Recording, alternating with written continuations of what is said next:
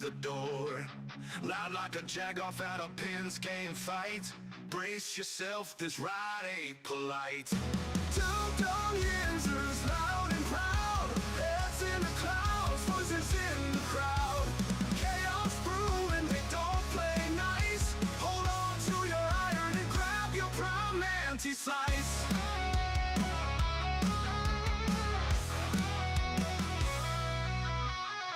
Tales from the burb with a hint of mayhem. Pierogi powered, nothing can constrain them. Knocking back stories like an icy cold brew. You never know what these two might spew. Dum Yinzers, loud and proud. Heads in the clouds, voices in the crowd. Chaos brewing, they don't play nice. Hold on to your iron and grab your prime anti-slice.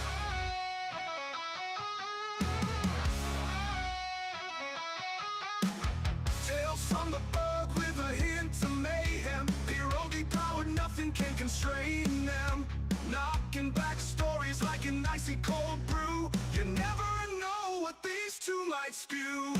Dum Yinzers, loud and proud. Heads in the clouds, voices in the crowd. Chaos brewing, they don't play nice. Hold on to your iron and grab your prime anti-slice. Rivers collide where the laughs always flow. Black and gold thunder everywhere they go. The madcap kings breaking every mold. With two Dum Yinzers, the stories don't get old. Two Dum Yinzers, loud and proud. Heads in the clouds, voices in the crowd. Chaos brewing, they don't play nice. Hold on to your iron and grab your prime anti-slice.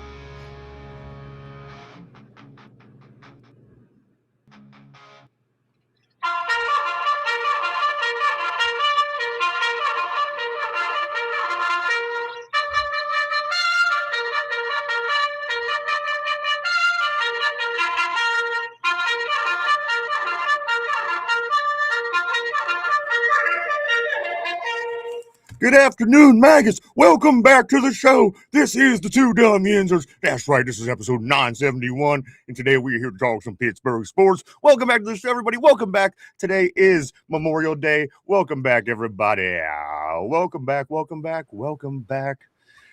To your dreams were your ticket out.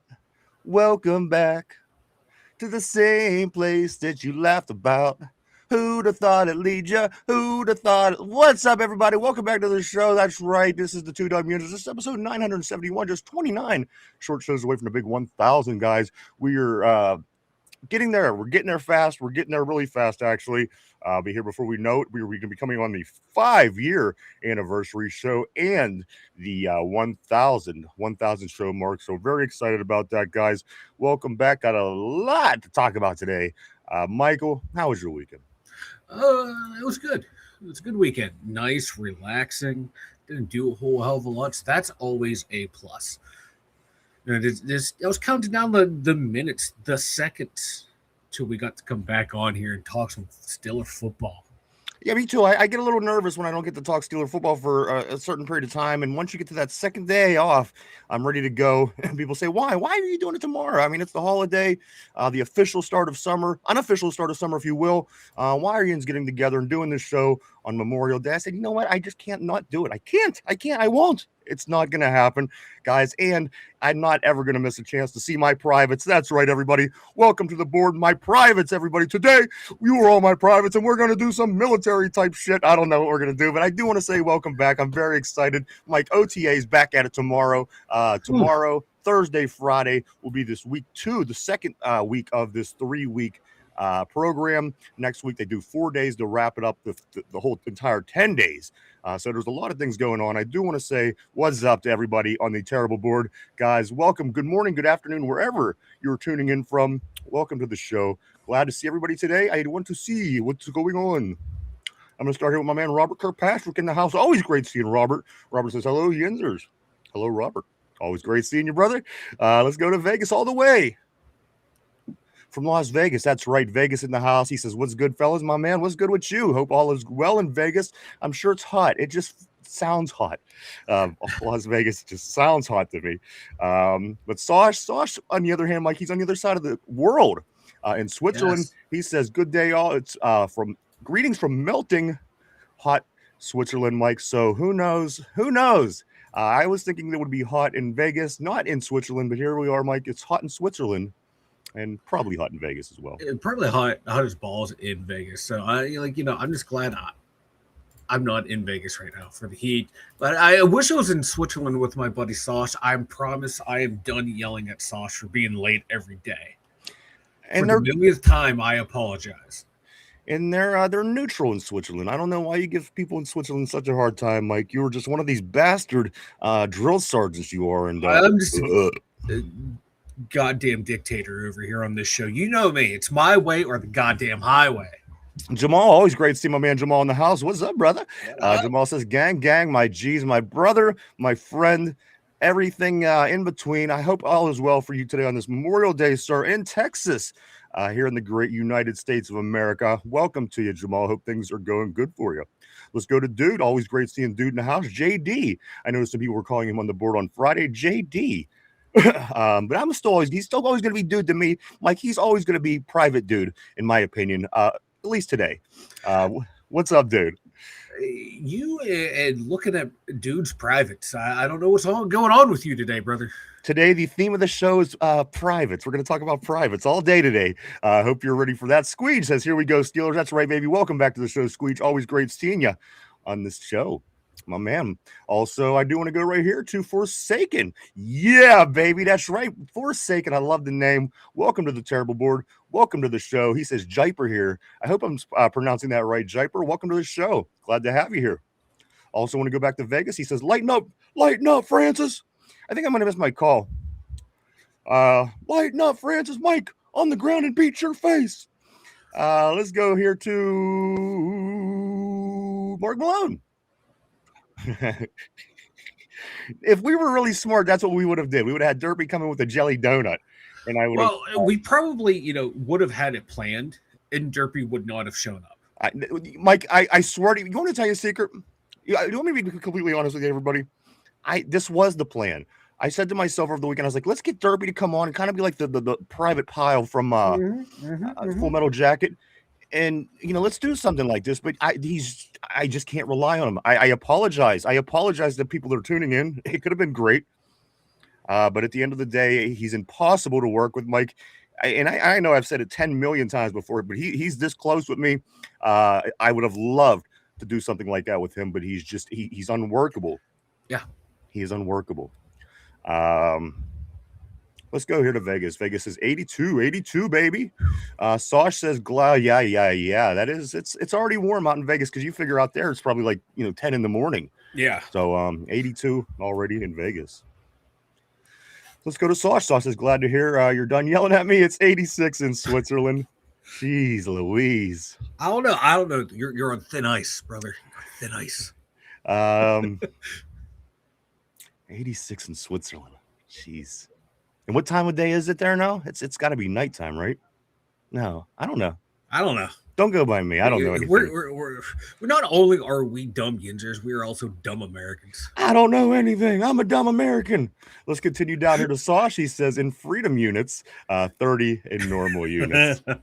Tyrone, always great seeing you, my man. Oh my God, Tyrone, I was thinking about you over the weekend, dude, because again, when is this extension talk going to start with JPJ? It's got to be coming. It's hopefully, Mike, sometime sooner than later, as again, the Steelers, Mike, we're just... I don't know the damn. I don't have the math in my head, but we're finishing up May. Think about that. We're finishing up May, which is going to land us in June next week. Just think of that. because again, when you're in June, you say next month is camp. So you know what? We're getting there, guys. We're getting there. Let's continue on the board. JPJ is the GOAT, and also Ty is the GOAT as well. Let's go to 3D Printing 68. He says, "Go Eagles, go Eagles." There you go. Let's drop down to Dude in the house. Dude says, "Was a cook in the Navy." That's awesome, man. You want to hear a funny story? You know, when you're in high school, they come and they try to recruit you. They come to your school and they linger and they hang out and they up and down the halls they go.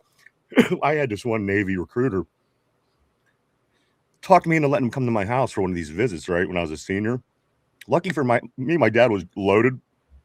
And when the guy, I remember his name was RT. His first initials were RT. And my dad was loaded. And the instructor comes in, and my dad starts calling him Artie, right? Because I don't know, because his initials were RT.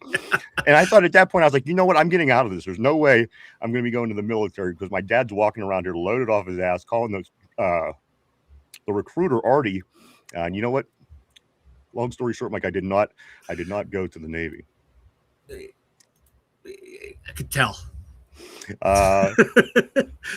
Vegas says, Derpy, yeah, where's my privates at? Where the hell are my privates? I can never find my privates when I need them. I have the worst privates ever. They're useless. Useless privates. Mark Malone, he says, holy Jesus, what is that? Sasha says close to 7 o'clock p.m., but it is cooling down now. And that's when it usually gets the hottest in the house, is when the day starts cooling down outside. And it has like whatever the hell that effect is, but it stays hot in the house and it gets hot in the house and nuts outside starts to cool down. Yeah, like F that. That's the worst time of the year. Absolutely. But I do want to say what's up to my man Sash, all the way from Switzerland. Great seeing you, brother. Let's go to Vegas. He says he says this. But it's 86 degrees Celsius. See? 86 yeah, Celsius. Yep. Well, 86 degrees Celsius is like over 200 degrees, I think Fahrenheit, but I'm not sure. Don't quote me on that, but I know that it's relatively higher. Let's go right here to John Anthony. What's up, John? Always great seeing John Anthony on a terrible board. He says, hey, gang, what's up, dude? What up? What up? Great seeing you, man. Let's go right here to Ty. Ty says, probably won't be till July. Shaking my head, training camp. It's all good, though, dude, because once we get into June, we say this. We say, hey, next month is camp. We'll take it. It's better than being in March, you know? Vegas, what's good, my friend? Always great seeing you. Mark Malone, the man, the myth, the legend, of course. Mark Malone says, I was saying on another pod that we've already made the moves to let JPJ in Washington walk. My man is just saying, I thought I could troll on Twitter. Mark Malone's taken to a whole new level. He's just going through every Steeler podcast and just trolling everyone. It sure seems like it. Let's also get back to Sash. He says this is going to be a hot night, though. It won't go below 72 all night, from what I've heard. Keep that AC going, man. Vegas says I don't know how any of that works. Tyrone says diabolical, Mark. JPJ lives rent-free in your head. Who knows what the hell is living in Mark Malone's head, but there you go. Tyrone says 24 bag talk, go baby. JPJ and Mark Malone says, nah, just think ahead in regards to the Steelers. My man, always great seeing everybody today. Welcome back to the show, Mike. A few things before we do get started. The Buccos, they dropped the series to the Blue Jays over the weekend, 2-1. They did salvage it yesterday with a 4-1 victory to wrap up the series, Mike, before coming back home. That game put them back above 500 to 27-26. They come back home today to play the Chicago Cubs, Mike, to start off a 4-game set. This game is pretty big within the division. 4 games against the Cubbies. This is going to be a 1:35 start here in a little less than an hour. The Pirates are throwing out the first pitch in Pittsburgh. Back home for this series, Mike, game 1 of 4. One quick note about the Pittsburgh Pirates. O'Neal Cruz, yes, he does have the most hits on the Pittsburgh Pirates, Mike, but he also has the most strikeouts. Oh, maybe you don't understand what that means. O'Neal Cruz is on a pace. Mike, he's on the pace to strike out more than any baseball player in the history of Major League Baseball. With his last strikeout on Saturday afternoon, that put him right on course, Mike, to have more strikeouts than any player ever. And did I mention that he also has the most hits on the Pirates. So the Pirates, it's one extreme or the other. Yeah. You're either doing things like striking more guys out than since they did in 1906, or the total polar opposite. You're on line to have more strikeouts than any single baseball player in the history of baseball. I love it because that is Bucko baseball. You will see, a stat. This hasn't happened since 1907. You're like, ooh, did we do something good? Because Paul Skeens' picture would be there, or do we do something bad and it'll be like an O'Neill Cruz or Big Stacks Brian Reynolds? Right. So that's Bucko baseball in a nutshell. And like, it's funny, like O'Neill Cruz is probably playing the best baseball of his life, and he's still on pace to do something that no one else has done for a bad thing in baseball. And that's O'Neill Cruz actually personifies Pittsburgh Pirates baseball, if you think about it. Because when we do well, there's always something that's holding us back. Right now, we're kind of playing well as a team. The rest of the league is really, really good. O'Neill Cruz is the Pittsburgh Pirates personified. And the thing about the Pirates, Mike, we have the strongest division in the league. Again, no team in our division is below 500. Okay. Now, keep that in mind as I make this next comment. We are 5-1 in series against teams in our division. And we stink against everybody else. So that's where I'm going to leave the Pirates. Everyone else sucks. This is where I'm going to leave the Pirates talk. Let's move on. Pittsburgh Passion back at it. Of course, our ladies. These were Franco's ladies. Of course, this was these were his girls before he passed away. Franco Harris, Mike. The Pittsburgh Passion, the number one team in the country, back at it in Cincinnati over the weekend, and it shows they bring their effort and they win 42-0 over the Cincinnati Cougars, Mike. In Cincy, the Pittsburgh Passion improved to 3-0. They'll be coming back home next week to play Tampa Bay. Looking good, Mike. Pittsburgh Passion, another win. No surprise, 42-0 over Cincinnati. It's what the ladies do. They kick ass, they take names. It sure is, baby. Well, yeah. They're the best football team in town. They are the best football team in town. Mike, they did advance in the playoffs much sooner, closer than the Steelers have. So do what you want with that. We should have changed your bet to the Riverhounds and the Passion only. I know. If they don't make it to the playoffs, you have to shave your beard and your pubes. Well, let's go right here to Mike. Also, the Riveters. The Riveters were in action, of course, are women's soccer players. All the women's teams, Mike, the football teams, American football, soccer, whatever you want to call that. The Pittsburgh Riveters back in action as well, Mike. They've played to a 3-3 draw with Flower City. They're back at it on Thursday. They will be playing Steel City at 6 o'clock on Thursday. Our goalie scored the game-winning or game-tying goal. That shit was awesome. It's you usually pull your goalie in hockey.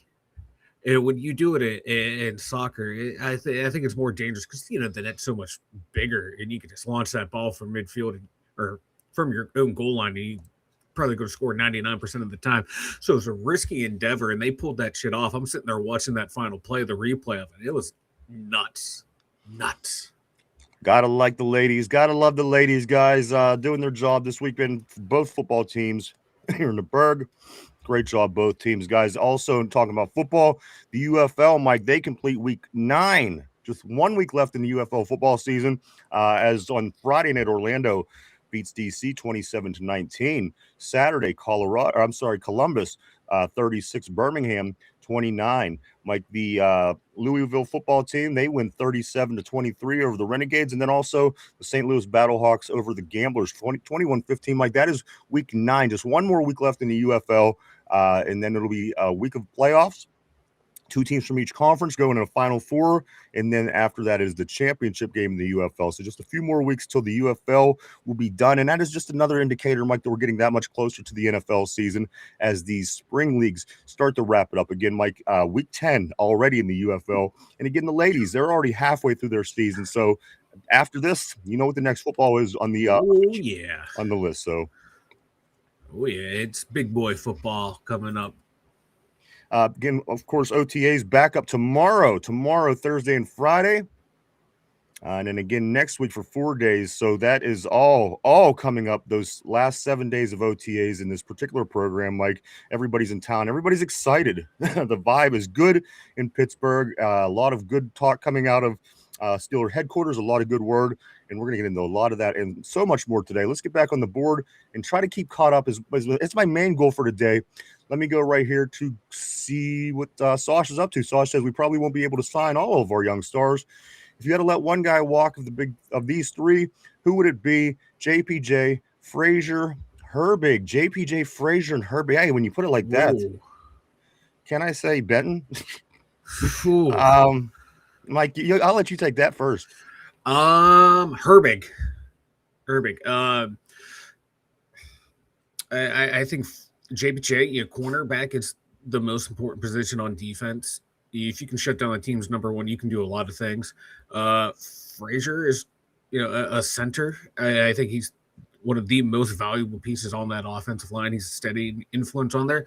And Herbig's replaceable. It sucks to see him go, but he would be the easiest one to replace. So let me rephrase it. Not that he's replaceable, but the production, I think, would be easier to replace Herbig than it would be for JPJ and Frazier, because those two guys are ready to be all pros. Not just pro bowlers, but all pros. Herbig, he's great dynamic player when he's in there, but can he be an every down player? We've seen it from the other two. We haven't seen it from him. So right now, he'd be the one to go. I don't want any of them to go. But in this argument right here, Herbig would be the one to go. And I think you can find edge rushers more than you can find elite corners and elite safeties. Can I go with Benton? Yeah, right. That's where I want to go too, brother. I don't want to do that. I don't want to play this game anymore. But shit, man, you really, realistically, it's easier to keep Benton, Washington in two of the big three. Yeah. And that's the sad part. This is what happens when you got to keep Cam Hayward and TJ Watt around. That's exactly what this is. You can't really is. I mean, you have to bank on. You have to have younger players that are going to be the next man up. Mm-hmm. And now I have to pay the old man all this money to keep just the. What a frustrating situation. What a frustrating situation, because you have a very able body, matter of fact, who outproduced the old man who's making all this money at the end of the day. So again, Mike, I guess Herbig, but it wouldn't be what I want to do. It's because you're making me make a choice at that point. I guess it would be Herbig. Herbig would be the one to go. And it sucks to think this way, but thinking from their front office, you can generate pressure in a bunch of different ways. And you don't have to be elite to get home to do it. And so by that note token, we got, already have Jack Sawyer. You can find someone else next year in the draft. And then if Herbig goes, he's going to get big money somewhere else. And guess what? That guarantees you. That guarantees you a third-round comp pick. So you're like, okay, I can get in. That's where we drafted him in the third round. Okay, we're getting his value back again. So we're able to keep other players. It's going to be part of their thought process. Yeah, let me move on. That question hurt my feelings. Yeah, it brought down the morale of the troops. If you will. It did too. I thought I was done yelling at Sosh. Yeah, Sosh, you're working your way back to the list. He's on the fringe of the enemy list right now.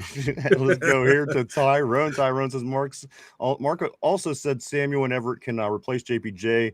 Talk some sense into him, Mark. Tyrone, I don't know if there's any chance of talking sense into Mark Mullen. All the Krylons up in his brain. With all due respect, though, of course. With all due respect, yes. Let's go. That goes without saying, but no, those two cannot replace JPJ. Well, let's go right here to Vegas. Vegas is 86 degrees Celsius is 186.8 Fahrenheit. Gotcha. I knew it was somewhere right around 200. I wasn't quite sure where because, again, I'm not very smart. Let's continue on right here to Tyrone. He says, Sass Herbig. Easy. Tyrone does agree with you on that one, Mike. Vegas says, yikes. Also, Tater, what's up, dude? Always great seeing Tater, even when I'm not in the mood. Always great to see Tater from Northern Ireland, the resident Browns fan. Welcome to the terrible board, Tater. Let's go right here. John Anthony, my man, always great seeing John Anthony back on the board. He says this. He says, why is it so easy for the media to get fans all riled up? The Steelers have always worked one way. I've been saying Howard was their number two. Press makes BS up, and get the dummies every time. Absolutely. Pittsburgh media is something. It's a beast like you've never seen before. It truly is. The way they make things up, it's truly fascinating for such a small market town. It really is, Mike. They do things that I've seen in big cities that just doesn't work here. And again, a lot of people complain, and you hear this from folks about our media here in Pittsburgh. Because God forbid they actually, do anything factually, Right. or they all want to be hot take merchants. Right. You're the media. You're not supposed to be hot take merchants. You're right. You can have your opinion. There's one, and then there's the reality. other. Yeah. There's one, and then there's the other. Yeah, and then you call them out on something. Well, hey, I'm just a reporter. I'm just a journalist. Right. And then okay, and then they go, "Oh, I'm not a reporter. I'm not a journalist." Like, wait, I called you out on this, and you fell back on that card. Then you fall back on this card. Like, no, they all want to be right. They all want to, and they all want to have the highest engagement. I get it. That's the name of the game. But your actual media, you're supposed to be reporting to us. Then you want to bitch when players aren't truthful and honest with you. Like, no wonder they don't trust you. They try wearing two hats, Mike. They try to wear two hats, and and the thing is, you have two entities. And again, I think that's what the problem is, because it is such a small market. They're trying to do this, and it looks stupid. And again, I think you're starting to feel that, Mike. You're starting to see people that regularly tune into these shows. Of course, you're always going to have your diehards, people that are going to just listen because that they're locked and loaded and whatever. I can respect that. But at the end of the day, you get so much feedback now about the media, the Pittsburgh sports media anymore. It's kind of embarrassing. Let me continue on the board, though. Tyrone says, hi, Tater, and the Cleveland Clowns. Let's go here to Tortilla. Tortilla, my man, all the way from Sacramento, California. Tortilla Jackson, great to see you, my friend. He says the Sloppenheimer is here. Let's go to Tyrone. Tortilla's the GOAT, he's saying. Guys showing some camaraderie early. People ain't at each other's throats today. It's Memorial Day. Let's have a little bit of fun, guys, right? Let's go here to Tyrone. Tyrone says, listen up, Mark. Mark Malone says, Howard is getting his chance. He will be able to overtake. Will he be able to overtake Magnum? Question mark. I think eventually he should. Listen, here's my opinion at this point. I'm like, and I know this is not going to be popular, but at the end of the day, Mason's ran his course, in my opinion. I think if anybody got to go, he got to go. Yeah. I know people want him around. They like him as he's a safe backup. But at this point, you're looking at the future of this team. You're looking at these youthful quarterbacks. You're looking at a sophomore. You're looking at a rookie.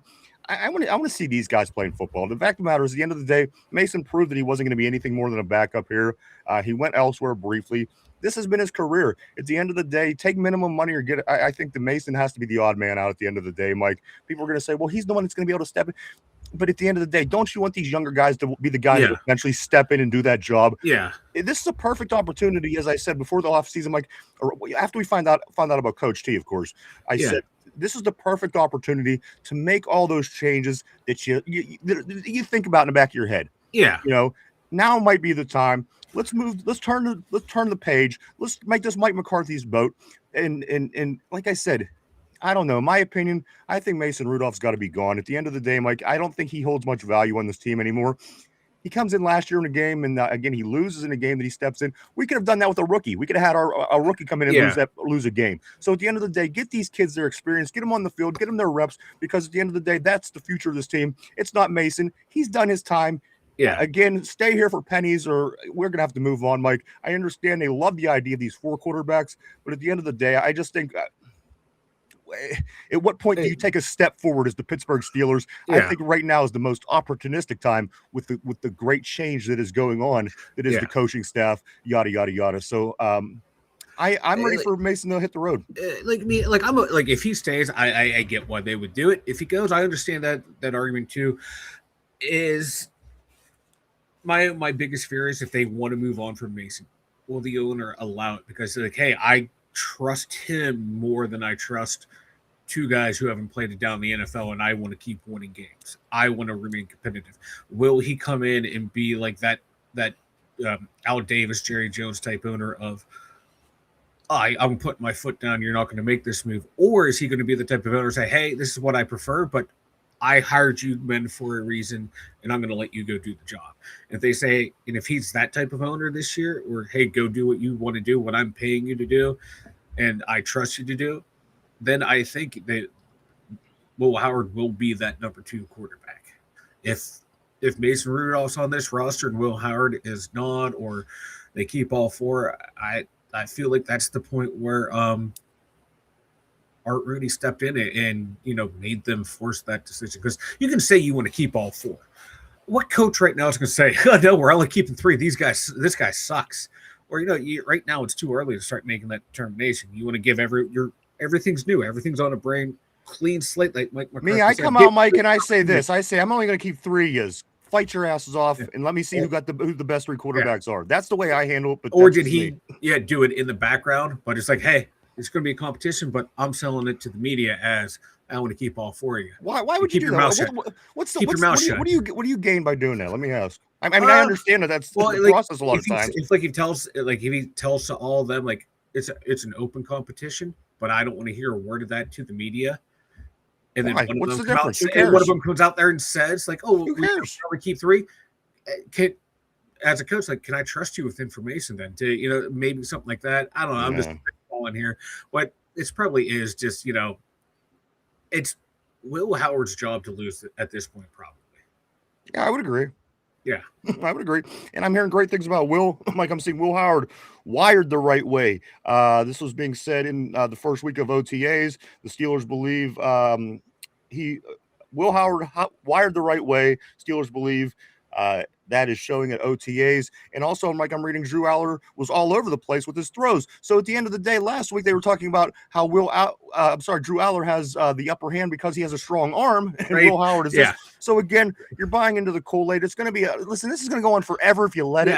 I refuse to continue to keep giving this life because at the end of the day, Mike, I want to see both of these guys playing on the field in July at the end in August going into into preseason. Mike, this is the only time it's going to matter. Yeah. Until then, it's just going to be a bunch of this and a bunch of this over here and a bunch of this telling me why this ain't going to work and a bunch of this why people telling me why it is going to work. Yeah, it's BS, guys. The only way we're going to know is wait till August. These 2 guys are going to get all the snaps in preseason. I promise you. Aaron Rodgers is going to get minimum. In my opinion, yes, different coach.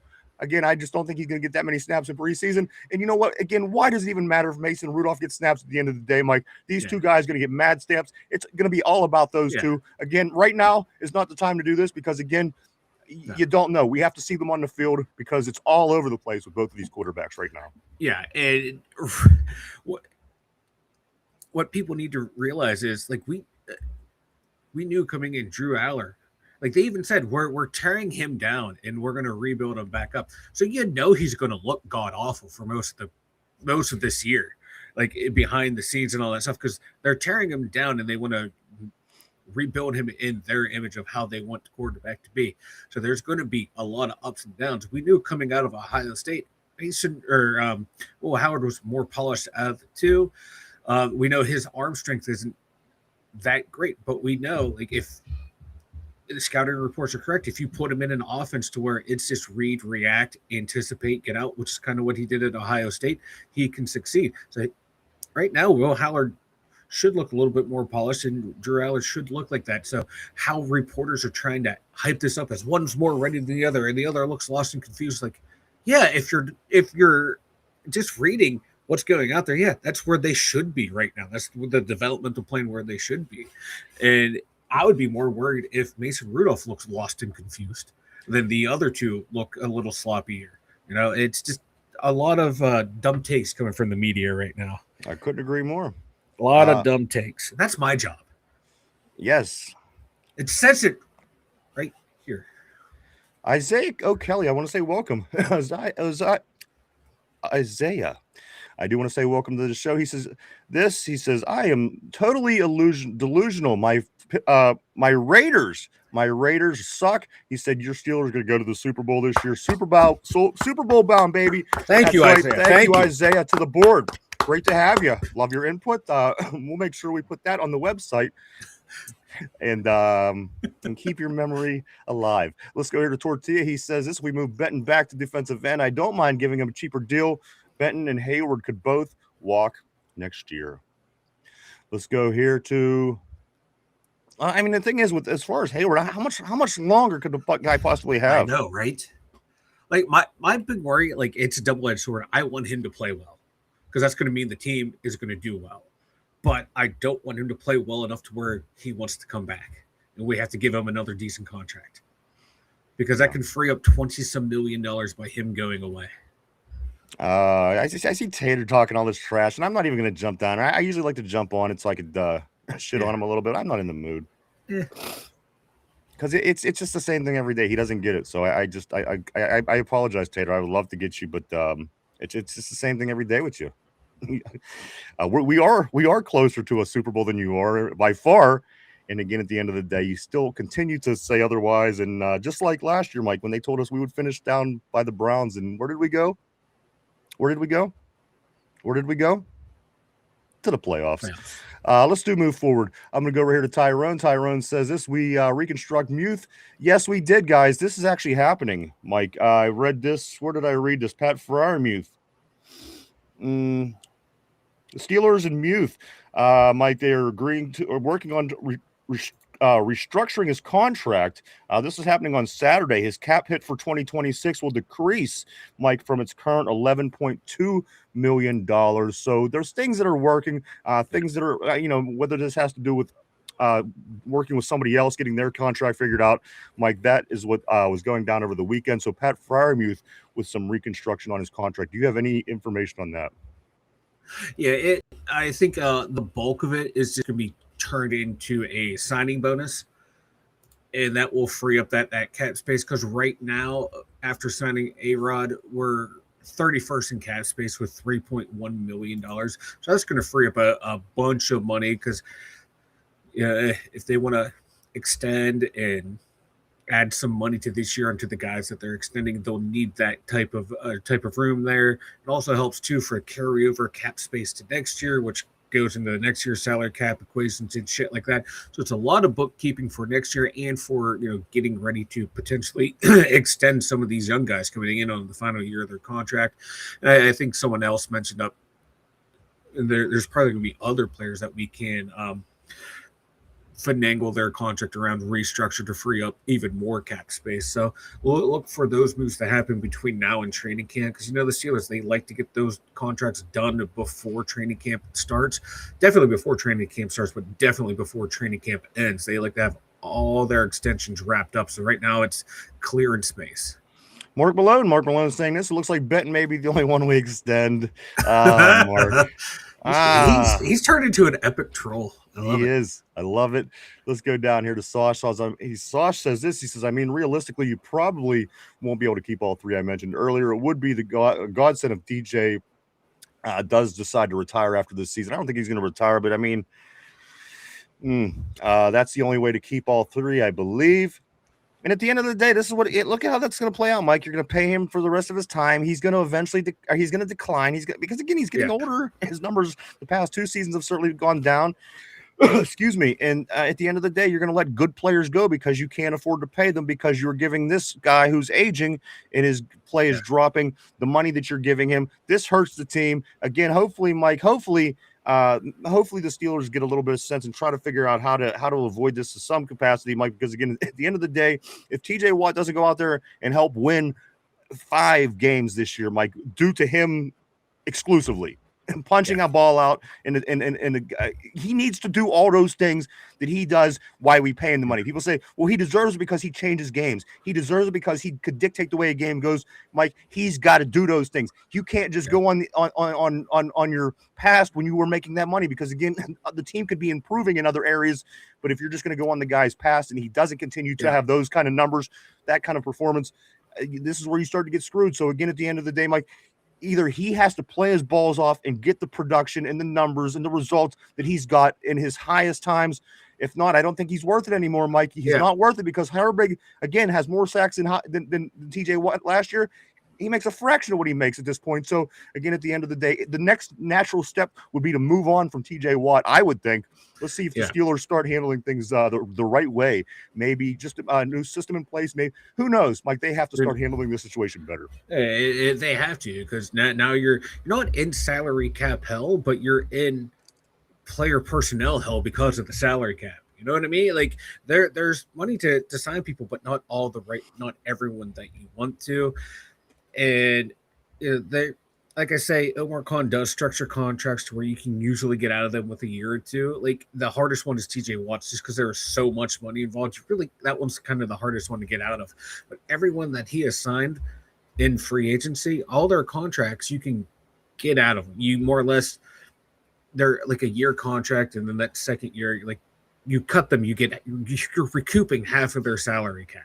Because I like Dean's going to be a topic coming up. If they cut him next year, his base salary is 8 or 16 million.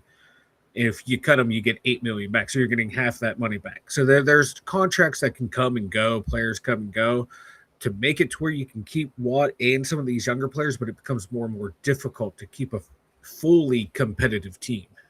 Absolutely. It's not an easy business. If it was, you know what I mean? Everybody would be winning. And the fact of the matter is, running a football team is a hard thing to do, Mike. It's again, especially at this level, and there's no easy moves at the end of the day. You seem like you had another thought. Go ahead. That's why, like, if you extend Porter and you give Everett a decent amount of playing time, and if he proves that he can be a player that can take over a starting role next year, then you can cut Jamal Dean and then you have Everett, or you can keep Jamal Dean, have Everett, and you don't have to re-sign someone like Asante Samuel who's only on a 1-year deal. So the moves that they are making are corresponding moves going on with like the salary cap situations and contract situations, but they got to find ways to keep the really good young stars. That's and then hope that the draft picks from this year can because it's logical. Because it makes sense. Because that's how you're supposed to do it. That's why. Then you have someone like Everett who hopefully can take a spot from one of the stopgap guys in Asante Samuel or Jamal Dean. This is like all those little moves that hopefully, if they all work out right, you can keep an aging Watt if he's still making those plays and you design plays for him. It's justifiable. But now if you're starting to miss on draft picks, guys, want more money than you have available because of these older contracts for a Watt, a Highsmith, a Cam Hayward, then you're really fucked because now you let nostalgia poison the future. I want a toilet so clean I can make a sandwich on it. Let's go right here. Private, you look like a can of biscuits that just popped open. You're about as sharp as a leading edge on a bowling ball, Private. Let's get back to it. Let's go right here. That was, sorry, I don't know what that is. I'm having flashbacks, apparently, from back in the war, Mike. War flashbacks. You got to watch out. Better be careful today. That's all I got to say. Let's continue on. Let's go to the board right here. Tyrone says this. Mark, a funny guy, guys. Tortilla says, all I care about is re-signing JPJ and Darnell. It's harder to replace them than back. And you know what? The thing about this damn Darnell Washington, let me tell you this. This guy's a monster. People would love to have Darnell Washington. He has to be the biggest part. Listen, of course, we got more weapons now on offense. You bring in a couple of wide receivers. You draft one. You get one via free agency. You have to use Darnell Washington like nobody's business. Figure out a way to use him because, again, at the end of the day, Mike, people try to figure out how to stop Travis Kelce for year after year. People want to figure out how to try to stop Mark Gronkowski. If you're putting so much focus and time on your defensive preparedness to stop a big 6 foot, whatever he is, 330 some pounds, Mike, that's just so much more beneficial to your offense. You're going to be able to utilize your DK Metcalfs. You're going to be able to utilize your Michael Pittman Jr.'s, your Jeremy Bernards, everybody else. I want to see Washington involved in such a way where he becomes a problem. He's a problem for other teams. Just like when you're taking on the Kansas City Chiefs and Travis Kelce's a problem. If you don't handle him, he's going to kill you. I want that to be what Darnell Washington does, Mike. If they don't take the extra effort to make sure that he is totally contained, then I want him to kill you because he's bigger than everybody. He's just bigger. We've seen him, people bouncing off of him like the Super Mario Brothers. Mike, I want him to be so involved in this offense where people are scratching their head at the end of the day. How do we figure out how to stop this offense? They have these weapons. They have this beast. Mike, this team has a really good opportunity to become something special if they utilize it right. And again, I'm not bad-mouthing anything about Mike Tomlin. I'm just saying, under the new coach, I hope we start to see some of these changes that we all kind of been craving for the past X amount of years to make this team better. And again, I think getting Darnell Washington involved as much as possible is one of the best ideas you could possibly have. Oh yeah, like we saw it in small sample sizes the past 2 years, 2 3 years, or but definitely the last 2 years, how he was getting worked into the offense more and more. It opens up things for everyone else. The dude is a cheat code. He's more or less more or less a guaranteed first down Like every he's time a you guy throw the that you ball. build on Madden and play with for fun Yeah, because he's unreal. You just run yeah, everybody over. You know what I mean? He is that freak. yeah, You and got to use the yeah, freak. You and got to use your freak. he's that tight end that you can do those little delay routes with, where he acts like he's blocking, and then he does a little flare to the side. It goes up, runs 3 yards, stops, turns around, catches the ball. Everyone's pulled back on coverage. He has all that room to run. And he's, like you said, going to bounce off guys. He's going to drag guys, for that first down, for extra yardage. Like before we came on the show today, I was watching some of his highlights, and he's just guys on him. He's making the catch. Guys not around him. He's gaining yards. He has this long stride where he's gaining 3 yards per step. It feels like, and he's always falling forward. He's always dragging guys with him. He's jumping over people. He's got to be, I don't say the focal point, but you got to target him early and often to where teams have to think about him.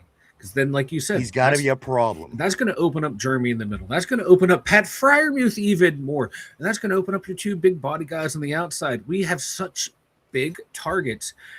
And a lot of these DBs aren't able to take these guys down one-on-one. And it's going to create mismatches everywhere. That's going to free someone else up. And we saw it, 2 years ago? Russell Wilson for like 4 games in a row. First pass play was a 4-yard out to Darnell that would go for 10 yards, 11 yards, 12 yards, jumpstart the offense. Then all of a sudden, Arthur Smith stopped doing that. But that shows you what kind of weapon he can be early in a game. Free yards, free first downs early in the game to get your offense rolling. He needs to be one of the main cogs of it. I agree. I agree. Like he's got to be a huge. Listen, if he's not a huge part of this offense, shame on Art Angelo Felicio. Shame on Coach McCarthy. Mike, you have a freak. And again, maybe it's like it's pervasive, and they're walking in and they're seeing this beautiful monster that you could just use, and opposed to where Tomlin was kind of there through the process. They kind of watched him as he came in as a rookie, and now maybe McCarthy could kind of take him as this whole new, I got a monster, let me put this thing to work and see what we got. Again, use this guy, your offense is going to be successful. Nobody wants to tackle this guy. At the end of the day, Mike, we've seen it last year, and especially you're playing games against teams that don't have a chance. Let me say, okay, so he's going to come in handy in big games against big teams, but there's going to be teams that don't want to play a guy like this on Sunday. It's getting cold, whatever, and I have to tackle a 350-pound guy. It's Right? bullshit. At the end of the day, Mike. So again, it's only beneficial to get him as involved in as much as you can. And again, decoy him, use him down around the goal line, use him in situations where you got to be able to use this guy. And again, if used right, Mike, he could be a superstar in this league, because again, I don't know anybody else in the league that takes this kind of effort to tackle. I don't. Maybe Derrick Henry. And he has a full head of steam by the time he gets the ball. Darnell's catching in on stop and then going. But it's crazy how you're just saying, like, use him down the goal line. One of the highlights I saw was against Cincinnati. The play, it was like a play action to the right-hand side. Everyone flows that way. Darnell acted like he was going to block, took 2 steps into the end zone, turn around, boom, presented the target. A-Rod had it there, dead on the money, no one around him. Simple little plays like that. You can do a lot with him because of his versatility. You don't know if he's going to stay in line and run block, pass block, and you don't know if he's going to go out in formation. So use a lot of designed, plays where, like, he's going to block, and then he wiggles out. A-Rod hits him because everything's cleared out. Next thing you know, you've gained a shit ton of yardage, and then boom, that's going to reset the offense because you're going to get a first down out of it, or you're going to confuse the defense. Now they like, oh shit, we got to start game playing for this. That can open up Patty Fry, Jeremy, the 2 guys on the outside. He doesn't have to be a focal point, but you start using him correctly, teams will start game playing for him more and more, and that's going to open up other people. Let's get back to the board. I'm going to go right here to don't reconstruct TJ or DK. We don't need to raise there. Steel Loyal. What's up, dude? Always great seeing Steel Loyal all the way from North Carolina. Imagine it's pretty hot down your way. Steel Loyal says Mark is just a dilly-dallier. We love him. We do love our dilly dallyer. Let's go here to Ty. Ty says this. He says Omar Khan. Omar does have some decisions this year. JPJ, Darnell, Herbig, Benton, in the future. Frazier, Troy, McCormick, of course. I just want to talk a real. You know what? Let me continue on the board for a couple. I keep getting caught up at this pace, Mike. We'll be here till about 3:30 tomorrow afternoon. So let me continue here on the board for just a few moments. Let's go to Mark Malone. He says Dean Everett and the Asante Samuel Jr. are going to be our outside guys of the future. Let's go Steel Loyal. Steel Loyal says this, Mark, I want to be your outside guy of the future. I want to be your outside guy of the future. I'm not sure what's going on the terrible board today, but it sounds terrible. I'll continue on right here. Tortilla says Dean is going to be 31 in the future. No. Mark Malone, he'll be the starter for 2 years. Guys, what about this name? Talking, of course, about all these cornerbacks. Mike, is Darnell Savage, is he going to be a Steeler when it's all said and done? I mean, here we are. We're halfway through OTAs at the end of May. Darnell Savage, at this point, I say we just kind of let this bird fly. And again, if he's having this much trouble passing, whatever his issue is, passing, physical exams, whatever it is, I just don't know if this guy's going to be worth having on the squad at this point, Mike. Darnell Savage. Yeah, at this point, if you're just waiting for him to get medically cleared, let him go. But if you know he's been medically cleared and you know you have a contract waiting for him, but you're like, hey, Darnell, wait, we want to get everyone else signed, then we'll bring you in. Maybe do something like that. But no, if it's because of a medical thing, let him go. Let him go. There's a lot of other safeties out there you can be talking to. Absolutely, Mike. And look at all, and the thing is, I love a guy like Corey Trice, but look how much you pass and let pass as you continue to wait on these guys. And all these waiting games we've been playing over the past 3, 4, 5 seasons, they're not really yielding into much, Mike. And again, at the end of the day, if Corey Trice was able to get healthy, step in and become a part of this defense, it would have been one thing. The fact of the matter was he got healthy a little bit. He came and he had an interception. We were happy about it.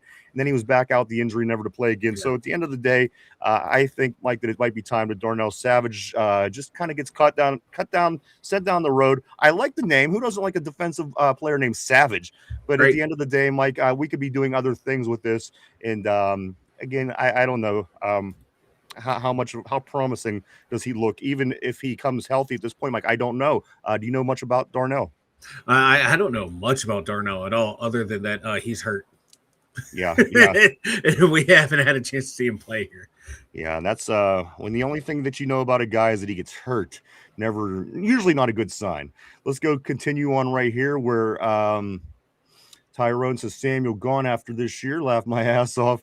They'll re-sign Asante Samuel Jr. is what Mark is saying. Let's continue down here on the terrible board. Again, welcome. This is the Memorial Day special, guys. Welcome to the show. I want to say happy unofficial start to summer. I know some places, Mike, they open their swimming pools on Memorial Day, all that kind of fun stuff, campgrounds, everything starts this weekend. So I'm glad to see everybody. I hope everybody had a great weekend, maybe rounding out their 3-day weekend today with us. So we're happy to see you guys. Welcome to the show again, episode 971 of the Two Dum Yinzers. Let's get back on the board. Tyrone says Dean will be with us a maximum 2 seasons. Let's go here to Ty Follows. Where am I going? Okay, right here. He follows it up by saying Samuel gone after this year. Laughed my ass off. Mark Malone, they'll re-sign ASJ. Tortilla, he says this: if he stays the 3rd year, I'm all about it, but he won't be our cornerback 1. He'll be cornerback 2 or cornerback 3 by then. Tyrone says, that was Tortilla. Tyrone says JPJ, Dean, Everett will be next year's starters. Mark Malone says JPJ will be starting elsewhere. Mark Malone always keeping it hot on the terrible board. Tyrone, he says this Tortilla, he's not even 1 this year, he's 2. Tortilla says exactly. Robert Kirkpatrick says Dean is the only one on the 1-year contract. Jamel Dean, I can't wait to see him play either, Mike. All the things that I'm reading, I'm very excited to see him on the field as well. Numbers right up there with JPJ when it's all said and done. So again, I think that the secondary is looking good. Stopping that run, that's still going to be my concern. But again, different schemes. I'm for a few things I'm seeing here. Vince Williams, another former player that comes out and calls out Coach T over the weekend, Mike, saying that now Patrick Graham has to, he inherits the wreckage that Mike Tomlin left behind. And every day goes on, you seem to find another and another former Steeler defensive player coming up with similar comments. I mean, everyone loves Coach, which I don't disagree with. I think he's a great guy, and I'd hang out with him too. But at the end of the day, Mike, the coaches, even Vince Williams as of late, comes out with these comments. So more and more former Steelers coming out with these words. So very interested, Mike, to see if Patrick Graham and company in the new defense is able to do things that the old team was not able to do. I just find it funny that like all these former players are saying it now that Tomlin's no longer the coach. Like, that's the way you do it, actually. Like, why weren't you saying it when he was the coach? Calling out when he's here. Like, I just find stuff like that funny about those guys. Do you think that Vince Williams is just making this up and is just talking? No, he's probably not making it up. Like, he played there, he played for him and played under that system and had a pretty good career under that system. It's just funny waiting till the coach is gone and then now you start talking about it. Like, I think why were you calling this out like when it was here, when we were seeing it, when bringing it to people's attention? I don't know. That's beside the point. The point is just funny to me.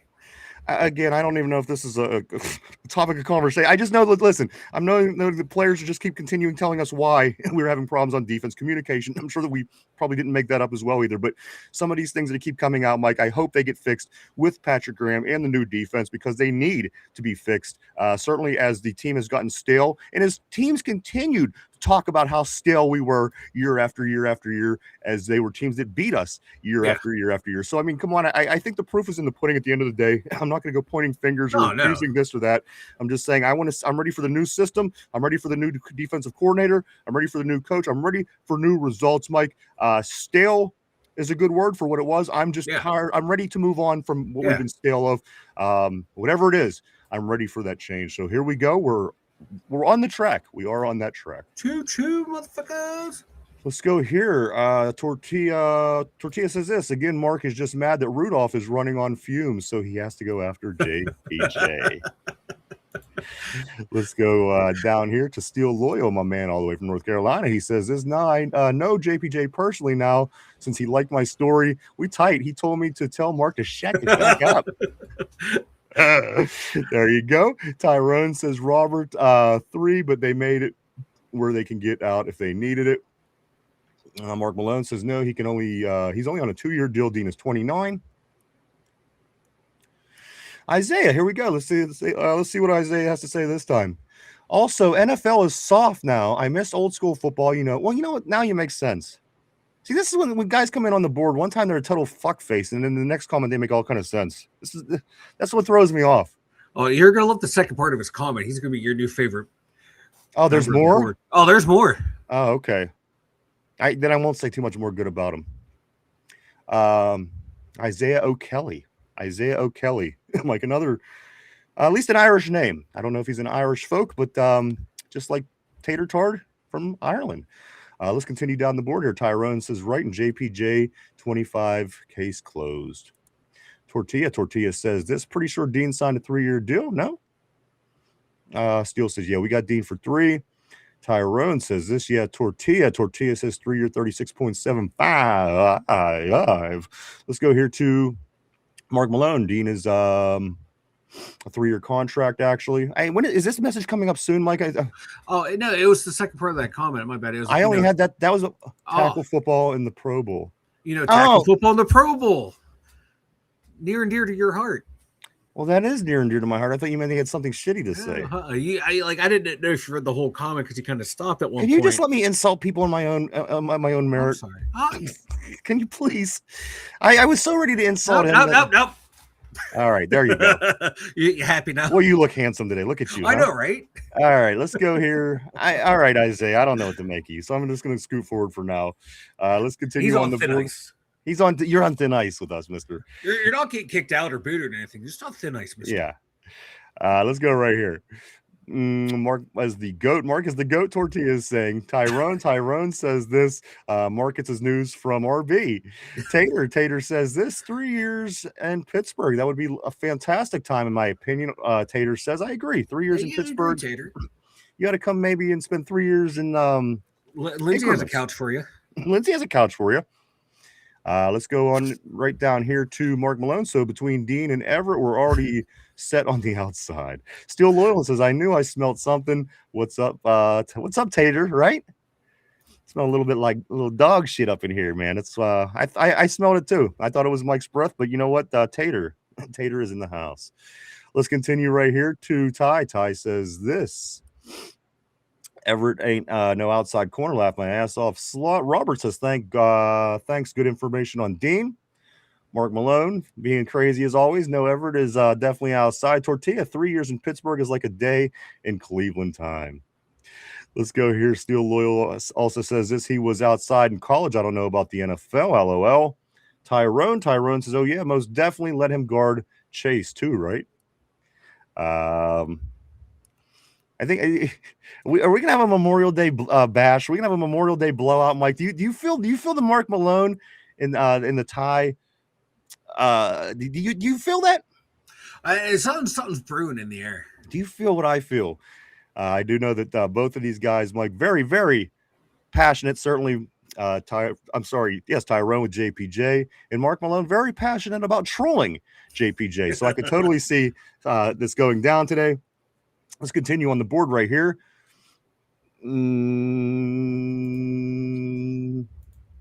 I lost track where I'm at. Let's go to Tyrone. We talk about practice. Vegas says this. Joe Hayden said Everett does a lot of press ball and chase coverage because he is so fast, but that gets him in trouble sometimes. Also, Steel Loyal says for position versatility, not for his actual position. There are already been talks of him playing big nickel and free safety. Tyrone says, love Everett. I do, but he ain't him just yet. I want to see what he got. Yes, in the slot. I'm sorry. Sheiky, what's up, Sheiky, baby? Always great. Always great. Always great seeing Steeler Sheik in the house. He says, hello. Always great seeing you, Steeler Sheik. He says, what's the news? What's the news, big baby? Always all the way from Saudi Arabia. Steeler Sheik in the house. I love it. Steeler Sheik followed me on Twitter. I had made my day. Hey, thank you for the follow. Mark Malone, he says, Alar Akbar. I hope that means we're about to blow some shit up on the offense, maybe, and put lots of points up, hopefully. But again, Mark Malone, you never know. You just never know what Mark's up to. All the way from the Midwest. Always great having Mark on the show. Let's go down a little bit more right here. But I do want to say what's up with the Sheiky baby. What's up, baby? John Anthony says he's a project quarterback. He's most likely, at best, future trade capital. Tater says this. The news is you guys are awesome, and we love the Steelers here in Ireland. I know you love the Steelers in Ireland. Thank you, Tater. You're the best. That is no secret, guys. They do love their Steelers in Ireland, and I know that Tater leading the way, Mike, to the president of the fan club. I think that he say. I think so. He's going to be the Northern Ireland president of the Pittsburgh Steelers fan club. I like it. You know what? He's trying to get us to come back for another game. Yeah. Well, you know what? We were so disappointed by Ireland. We were going to France this year, Tater. So I don't know what you want to do with that. I'm just kidding. It was a great time as always. We love Ireland. Let's scoot down here. Steelers Sheik, so funny at Mark Malone. He's a joker. He's a joker. Let's see. What is he? Steel Loyal says a smart Raiders fan. Can you say oxymoron? A smart Raiders fan. Think about it. Let's continue on. Tater says, yes, Super Bowl is in the future for the Steelers. We agree, Tater. We agree 100%. John Anthony says McCarthy loves bringing along fresh faces quarterbacks instead of relying on free agency or the draft to assure you have a future quarterback option. Also, Mark Malone, the question is, will Hayward be an all-pro again? If he has, I'm calling it now, if he has 5 good games, he's going to be an all-pro. Wait, what did you say? I quit paying attention for. What did you say? I said I'm calling it now. If Hayward has 5 good games this year, he's going to be an all-pro. Yeah. Unfortunately, reputation matters. Reputation, absolutely. And that's why I always say, Mike, as soon as JPJ gets that Pro Bowl nod, he come on, unless this dude shits the bed, JPJ is going to be a Pro Bowler every year. Yep. Reputation in the NFL does go a long way. And as they continue to tell me, Mike, that Cam Hayward is one of the best defensive tackles in the league, that just proves to you reputation goes a long way, because you're telling me all these 23, 24-year-old defensive tackles that are pulling these stunts and just creating havoc are not performing better than Cam. Yes, Cam is, he's a cornerstone here, but to call him the best defensive tackle in the league at this point in his career, I think is crazy. Crazy talk. Great. He's still like, when he's on, he's solid. Oh yeah, but like when he's on, like, and he has those throwback games like he did, was it against Baltimore that last game of the year? That was a hell of it. That was an all-pro worthy game. When he followed it up next week in the playoffs, that's more of what we see with Cam. Like a play here, a play there, with a whole lot of nothing. But that last game of the year, that was vintage Cam Hayward. That was Cam in his prime. That was true all-pro form, but we don't see that game in, game out anymore. We don't see that type of performance a lot during the season, but when we do, it gets talked about a lot. And that's why I said if he has 5 of those type of performances, he's a lock for another all-pro. Let's continue on the board. Let's go here to right here. Mark Malone says this. The question is, will Howard be an all-pro again this year? Mike, I listen. I went on a wild Aaron Rodgers trip over the weekend, and I thought of something. Remember on Friday on the board, somebody said this, and I don't recall who it is, and I apologize. Will what was the term you use? Will the Steelers to a win? Will the Steelers to the win? You know what the answer to that is? The same exact line. Will the Steelers to a win? See how that's a riddle? The question is the answer. Will the Steelers to a win? Will the Steelers to a win? Yeah. So again, it took deep thought, a couple days. I'm a little slow, but at the end of the day, I just thought, I forget who that was. Was it Vegas? Maybe Vegas. That's my favorite question to ask. But think about it. The answer, Vegas, is literally the question. Will the Steelers to a win? All right, guys, let's move along. Let's go right here to John Anthony, my man. Newer to the board, but nonetheless, Mikey's showing a lot of strength on this roster. I got to be excited. I got to be honest with you. I'm excited about the addition of John Anthony. John Anthony says this: McCarthy loves bringing along fresh faces. Okay, we did get that one. I'm sorry. Yep. Let's scoot along a little bit. That does not mean any less. I think any less of you, John. It's just my bad mistake. Let me move forward right here. Here's where this is what I want. This is what I was looking for the whole time. I'm going to go right here. John says this: another Brown smear, worst stain of an organization in football, and all they do is try and dirty up other organizations with all their filth. Exactly. They are losers. There was a time in my life where I actually felt bad about calling another person a loser. I did. I thought that's not right. I mean, who am I? I'm nothing. How am I going to call somebody else a loser? But you know what? There is something, Mike. The Cleveland Browns are losers. There's nobody that's been more proven to be a loser than the Cleveland Browns. It's a fact. Yeah. Mike, listen to this. As crazy as it is that Magic Johnson got HIV in 1991 and he's still alive today, how much crazier is it the Cleveland Browns have not been able to finish the top of their division since 3 years prior to that? The last time they finished top of their division was 1988. Right? Mike, and again, can't we call what Magic Johnson has done as freakish? Yes. If that's the case, and you can't finish at the top of your division since 1988, Mike, it's coming on 4 years. This is 2027 next, or 40 years. This is coming on 2027 next year.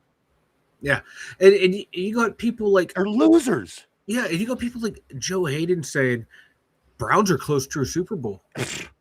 Yeah, they're getting a dome. They might host it. They'll host one, but like they're 1988. I was 8 years old. That was the last time they won the division. You were still shitting yourself, for crying out loud. We all have had accidents, but yeah, like 8 years old. Yeah. It's the last time they won a division. They left the NFL and came back and still haven't won. They came back as a whole different entity. They're not even the same entity that sucked. They're a whole new sucking entity. If they were smart, they would be like, you know what? Yeah, we moved to Baltimore. I would have been, if I was a Browns fan, I'm like, no, I'm now a Ravens fan. Yeah. I'm like, fuck that shit. I'm following my team wherever they go. If any team out of Pittsburgh moves, I'm following that team. Unless it's the Pirates. And the fact, Mike, that the Ravens ended up picking it up and won Super Bowls. They won 2 Super Bowls. This was the Browns. So the Browns are, again, they're losers. Losers. And I don't listen. I don't feel right about even calling people losers, but they are losers. It's warranted. Let's go right here to Hanjon.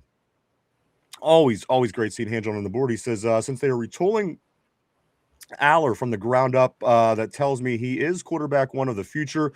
You don't really do that to ever let them walk. I mean, that's a good point. That's a good theory. But again, at the end of the day, the dude has to have it. You know, the guy, he has to be able to do the job. And but you make sense, Hanjon. Makes sense. Mark Malone says, they're just converting salary to bonus. Mark Malone, it won't make much of a difference. Tyrone says this. They're just getting started with the reconstruction, I think, to free up much money they can to extend guy. Absolutely. It's a year-round business. These guys are constantly working and moving numbers and try to get things to work. So for sure. Steel Loyal, he says this. He says Keanu Benton is going to go crazy this season, I feel, especially if we start lining up a defensive end. And let me tell you something. There's nothing I would love more than for Keanu Benton to go crazy. Like, we've been saying this for a couple of years. First 2 years, we weren't thrilled. Last year, he came along, and, just finishing the play has kind of been his Achilles heel. Mike, if he can improve, especially with, again, under a new defense, a new coordinator, new personnel, Mike, again, I believe me, I would love for Keanu Benton to explode with success, because that would be so beneficial to the middle of this defense. We've kind of needed him to do that. Yeah. And Mike, he's been working his way, but the question is going to be: is he going to be able to be that factor, that important player in the middle of that defense that's going to make a difference? I don't know. We don't know. We hope so. But at the end of the day, Mike, this is why he's on the short end of my list when we're talking about all these guys. Yeah, if he can become a solid rotational player for basically start out the season, like, hey, we passing downs, we're going to put you in there a lot. Let you use your pass rush moves to get to the quarterback, disrupt the play in the backfield. I'd start him out there, then work him into being a rotational piece behind Cam Hayward. And don't put him at nose. Let anytime you go base 3-4, put Day at nose. And let him work there and let Benton play on the outside. The only time I want to see Benton in the middle of the defense is in like a traditional or a faux traditional 4-man front where he's an interior D tackle, not over the center. Have him, in the center guard gap. Let him fight over there. Don't let him just play nose. You can get something out of him. He has the athletic quickness to get back into the backfield to disrupt plays. Utilize that. Absolutely. Let's get back at it. A couple things that we are going to get to, some more topics to get into, talk about. We do have a bunch to go over today. A lot of stuff on offense, on the offensive side of the ball, kind of wrapping up what we finished up last week with week 1 of this 10-day OTA program. Again, back at it tomorrow, Thursday and Friday for this week. And then next week, they will be Monday, Tuesday, Thursday, and Friday to wrap up the OTAs. At least, again, this 10 group segment, of course, I think you might call it something like that along those lines. But tomorrow, Thursday, Friday, and then Monday, Tuesday, Thursday, Friday next week. So a few things, guys, I'm going to get into shortly here, but I am going to continue on the board for a little bit. John Anthony says this: I'm not impressed with the way the Steelers have been throwing money around like all the other shit organizations in the NFL lately. That's not the Steelers. You know what, John? That's a good point. And, this is a good argument some people were going to make. It's just not the Steelers' way anymore. But in my opinion, I agree with you, but in another sense, you also have to look at it this way: the way that the game is constantly changing. There are things that you're gonna have to kind of do to keep up with the Joneses in a way, because again, if not, you don't want to fall too far behind. So I think if you could find a good balance of the way Steelers generally did things and maybe what they're doing now, is it just what we're going to see from Omar Khan? Is this going to be the way things are ran here, within the team with the people that we do have running the ship? We don't know, but I think a nice balance of both could be beneficial. I'm not totally against it. I'm going to be honest with you, John. I am kind of excited to see this because, again, for 40 some years of my life, the Steelers have been ran one way. So I'm kind of embracing some of these changes. Again, I understand what you're saying, and I agree with what you're saying. But there's a part of me that does enjoy it. There was a time that the Pittsburgh Steelers would have never brought in DK Metcalf, Jalen Ramsey, Michael Pittman Jr. The list really goes on and on. So this is kind of fun for me in a way. But in the big picture, I understand what you're saying, and I do agree with you. But I'm liking the aggressiveness of the offseason where we might have been saying, well, you know what, if we could have got this guy, we could have been a team making the run for it. We could have been a team in the playoffs. So maybe we're getting that taste now. And under a different coach, and if it works, it works. If it doesn't, it doesn't. We learn. But at the end of the day, after 40 some years of football for me, I'm embracing some of these changes. And again, also the offensive minded head coach. That's another change that I'm certainly embracing. Never in my life or anybody's life has the Pittsburgh Steelers been headed by a offensive head coach. So again, I'm embracing these changes. I don't disagree with you, John. Believe me, I'm just, as I said, as a fan, I'm just kind of embracing the changes and enjoying it a little bit right now. Let's continue on the board. Vegas, he says this Sport Track says we now have 3.12 left, million left, which is the second best. Tyrone says, I hope you don't think he gets extended though. Ty follows it up by saying, yeah, we got to keep our guys, our young guys for sure is what he's saying. Absolutely. Mark Malone is saying this, the signing bonuses are what makes them hard to get out of. Tyrone says this J-Ram last year as well. And you know what? I'm going to be okay with that, Mike, unless J-Ram really blows up. Unless he comes out and has like a Pro Bowl season, I think I'm going to be fine with J-Ram being gone after this season. He's still back through his contract runs through 2028. I'll see another year, 2 more years. Yeah, he got 2 more years. Like next year's dead cap space, if we cut him, is about 17 million. So really, 2028 we can cut him, and his cap hit balloons to 31 million. We cut him, we dead cap's 11 million, so we save about 20 million. So yeah, we got J-Ram for 2 more years. Realistic. And as he was saying though in the thing, he's a guy that after another season, unless he has a Pro Bowl year, I'm okay with him going. I think he's going to be beneficial. I think he's going to be a lot of fun because we're going to be able to use him in different ways because we have the other corner positions filled and some nice weapons back there. Yeah. But at the end of the day, I don't hate losing J-Ram, but if he has a Pro Bowl season, I'll love it. So let's hope that he can do that. Yeah, and he's at the point where our secondary is at the point where we don't have to count on him to be the guy. Right. He just needs to be a game wrecker in that defense to where let everyone else shut people down. You find ball, hit ball. Yes, absolutely. See ball carrier, destroy ball carrier. Be that guy. Let's go right here to Tortilla. He says Tater works at Walmart. Mike Nem, what's up, dude? Great seeing you back on the terrible board. He says, hold on now, Dawn. I don't know what I missed there, but welcome back to the show, Mike. Tyrone, after June 1st, guys will get guys. Mark Malone says this, Asante Samuel Jr.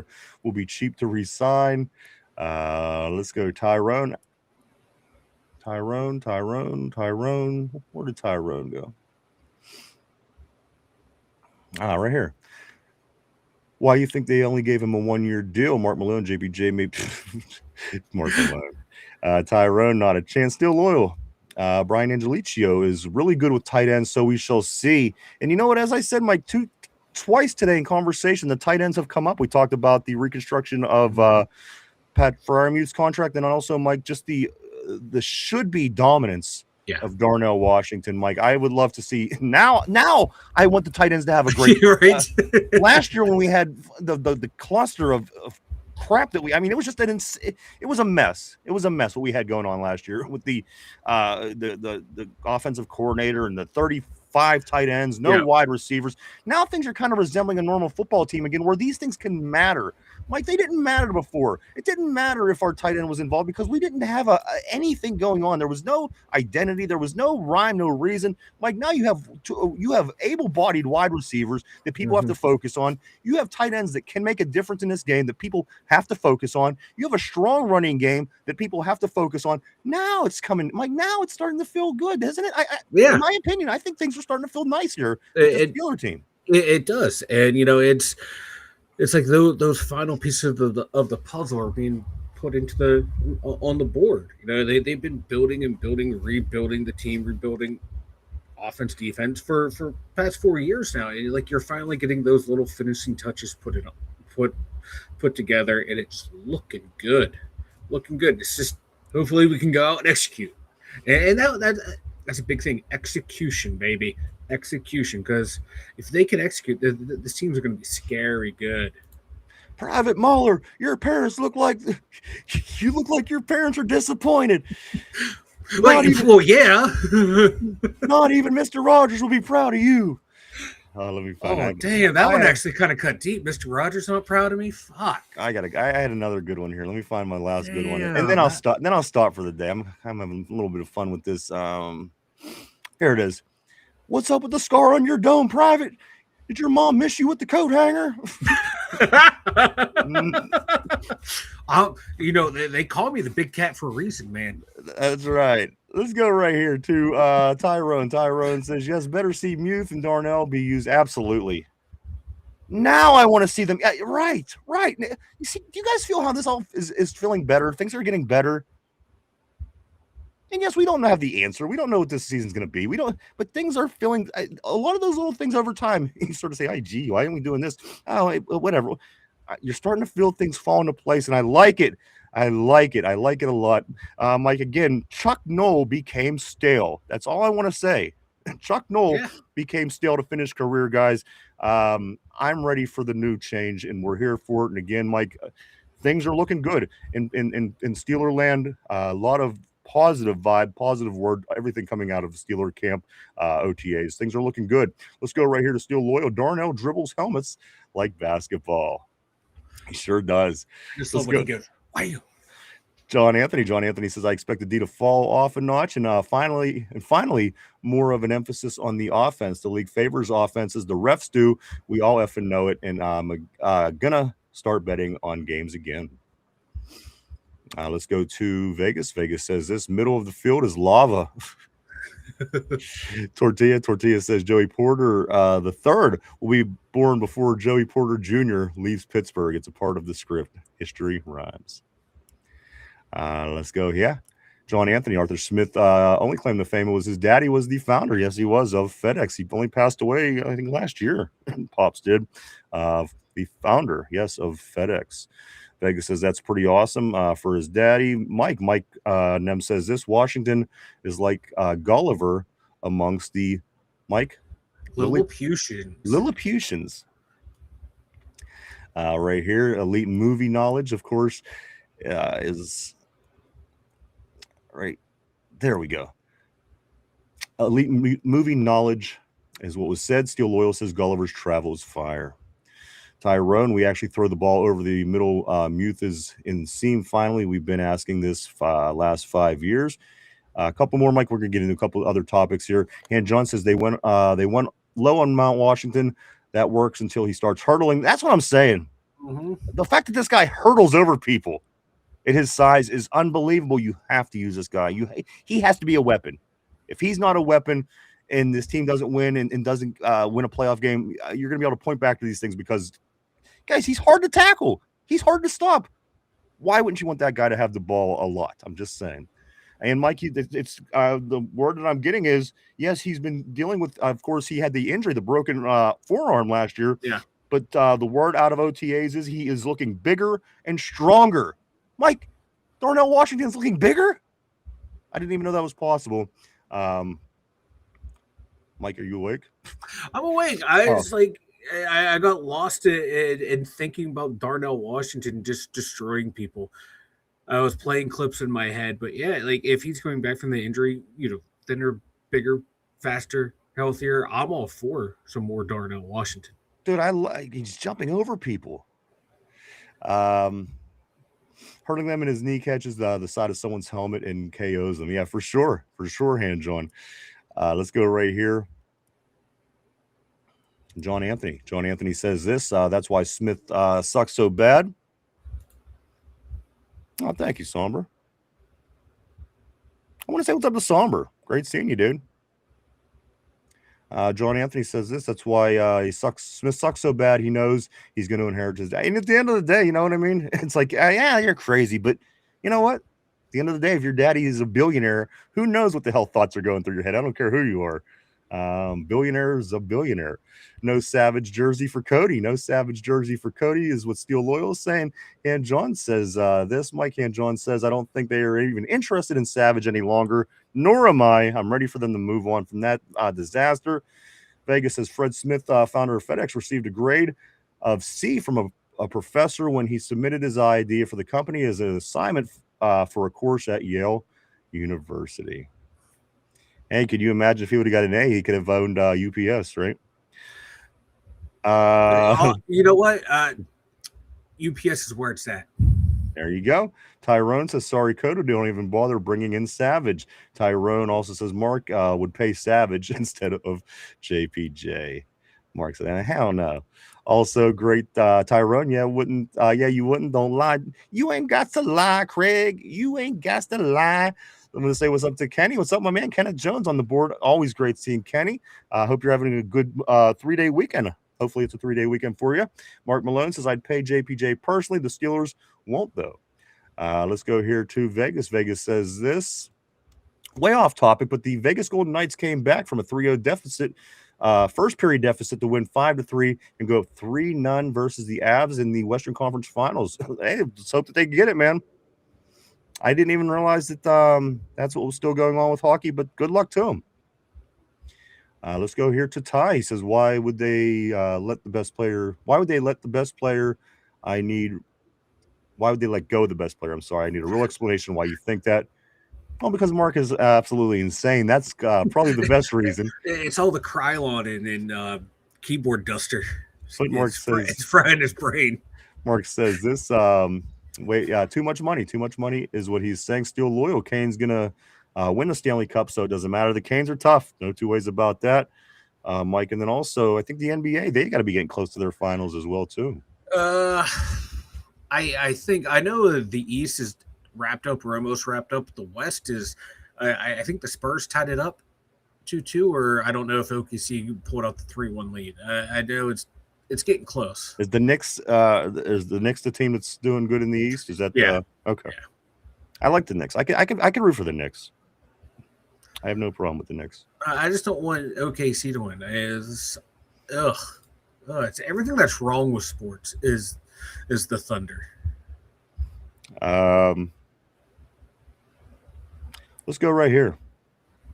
Aaron Jade, what's up? Always great seeing Aaron Jade on the board. Here we go, Steelers with the Rockets, baby. You know, Memorial Day is lit when Aaron is here giving the word, Mike. Here we go with the Rockets. Thank you for being here, Aaron. As always, great seeing you, bud. Vegas says, well, that will be terrible. Tyrone, so was TJ, and they paid him too. A couple more. I swear to you, I'm gonna get some topics here, guys. I'm trying not to fall too far behind. Not on Memorial Day, at least. I want to at least keep up if I can. Let's go here. 0 picks. Mark Malone says Tyrone, and he had 11 sacks. When did that? When they did that? Let's follow up saying tortilla, as Cody would say. Vince Williams is slow. Cody would say that. Mark Malone, he says that was in a Tomlin defense, though. Let's continue down here to Tyrone. Yep, new Steelers era, new scheme. Thank God. I agree. Come on, let's win, guys. I'm ready to get back to winning in this damn town. Fuck.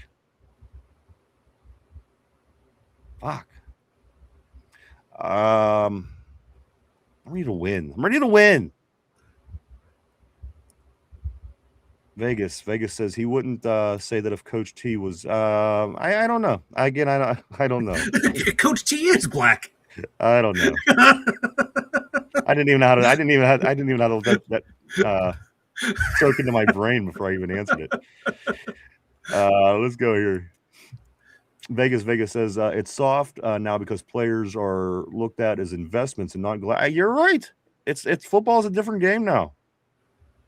It's more about business, unfortunately, and less about football itself, and the grit, in the fight, and the mud, and the blood, and the tears, and I just everything that made football. It's different. It is different. There's no two ways about it. It's a different time, unfortunately. Tortilla says this can't stay hard forever. I learned that the hard way. Hey, now let's go right here to a Steeler. Where did he go? Where did he go? Where did my Steeler sheik go? There he is. Steeler Sheiky baby. Sheiky says this, I really enjoy your show, and as of a follower who admires you, I have a suggestion. I think chat interactions should be faster so followers don't get bored. All right, we'll take that into account. Certainly, Sheiky. He follows it up by saying there should be more discussion topics to keep everyone engaged. I hope you will consider the suggestion with an open mind. I do. I will. I certainly will take all feedback. Oh, yeah.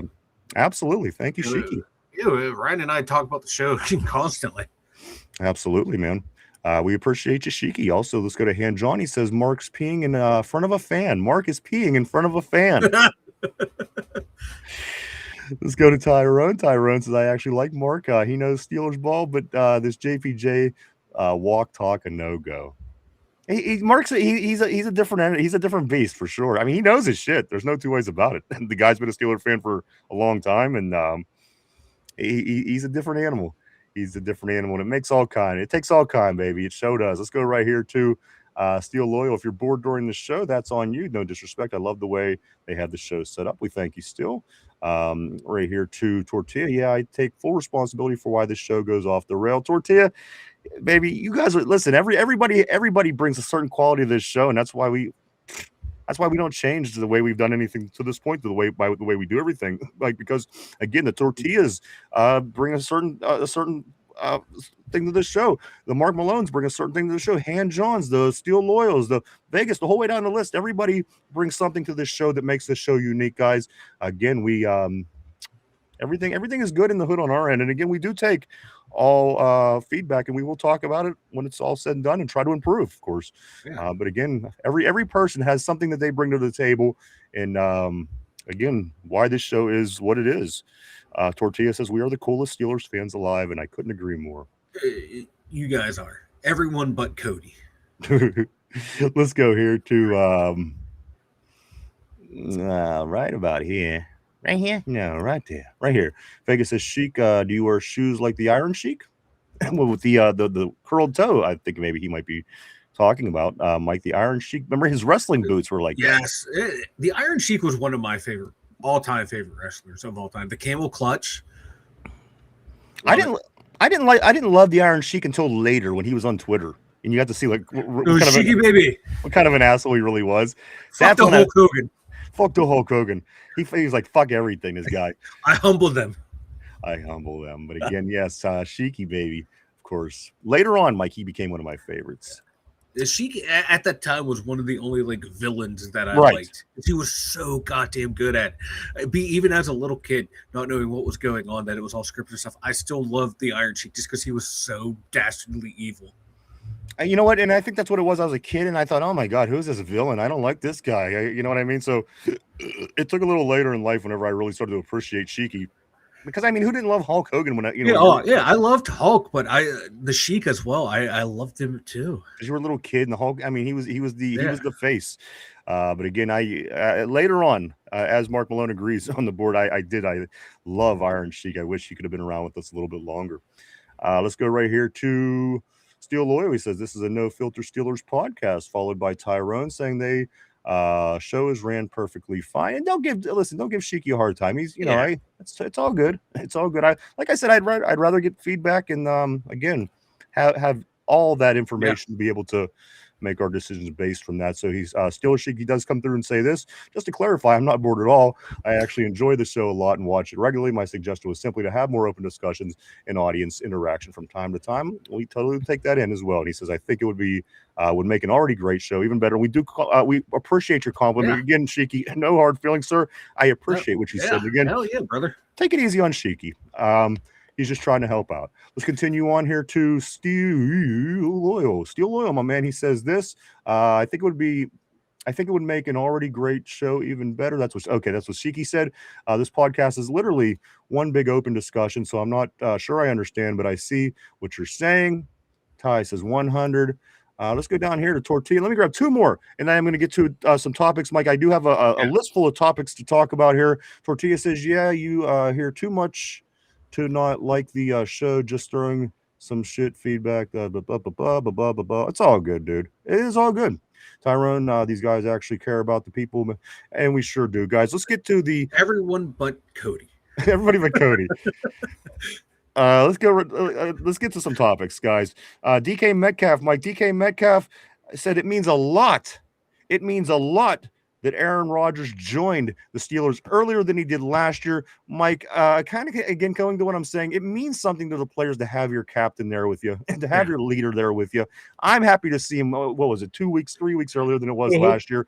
I think this also, along with everything else the Steelers are doing to improve their team, is beneficial to this football team. Whether he does play in August, whether he doesn't play in August, I think the fact that your leader is walking amongst everybody else, amongst the young, amongst the veterans, amongst the other players on your team, kind of gives you that feeling of, you know what, this is a team. Let's go out and win together and have this really mean something. Yeah. And now with Aaron walking away after this season, I think that also kind of makes the team feel a certain way. Let's win this for Aaron. Also with the new coaching system, also with the new wide receivers, Mike, I honestly can't tell you why some of these people were saying that it doesn't look like we're an improved team. It just doesn't make sense to me unless you're just trying to get attention and using using the Pittsburgh as the scapegoat again, Mike. But there's no way at the end of the day this team has decreased. I say it's only gone up. Yeah, I'm right there with you. Like, how can you not look at their free agent moves, their draft picks, the way look from when Colin Weedle took over to now. Hold on, I have to stop you.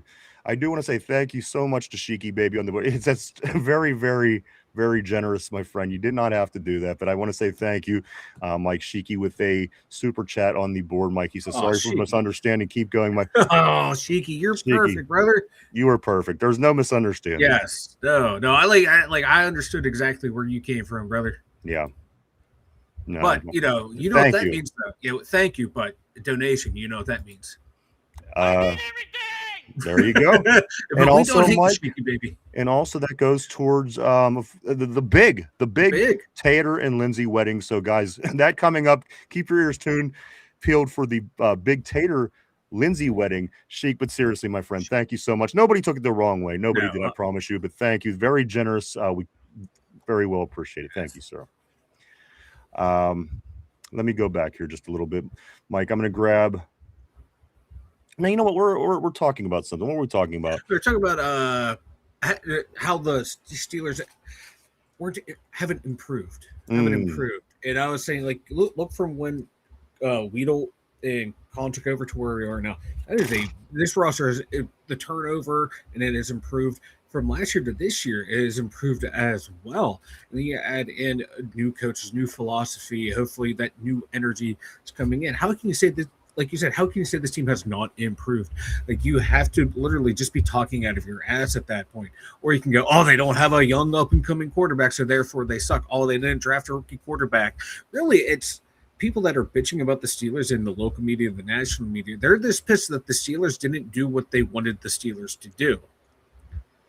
And I think that's where a lot of the anger and resentment for the Steelers comes from the media. They're not doing what they want them to do. That the Steelers do things their own way. They adopt stuff from the NFL that's working. They may be slow to do it, but when they do it, they tend to do it well.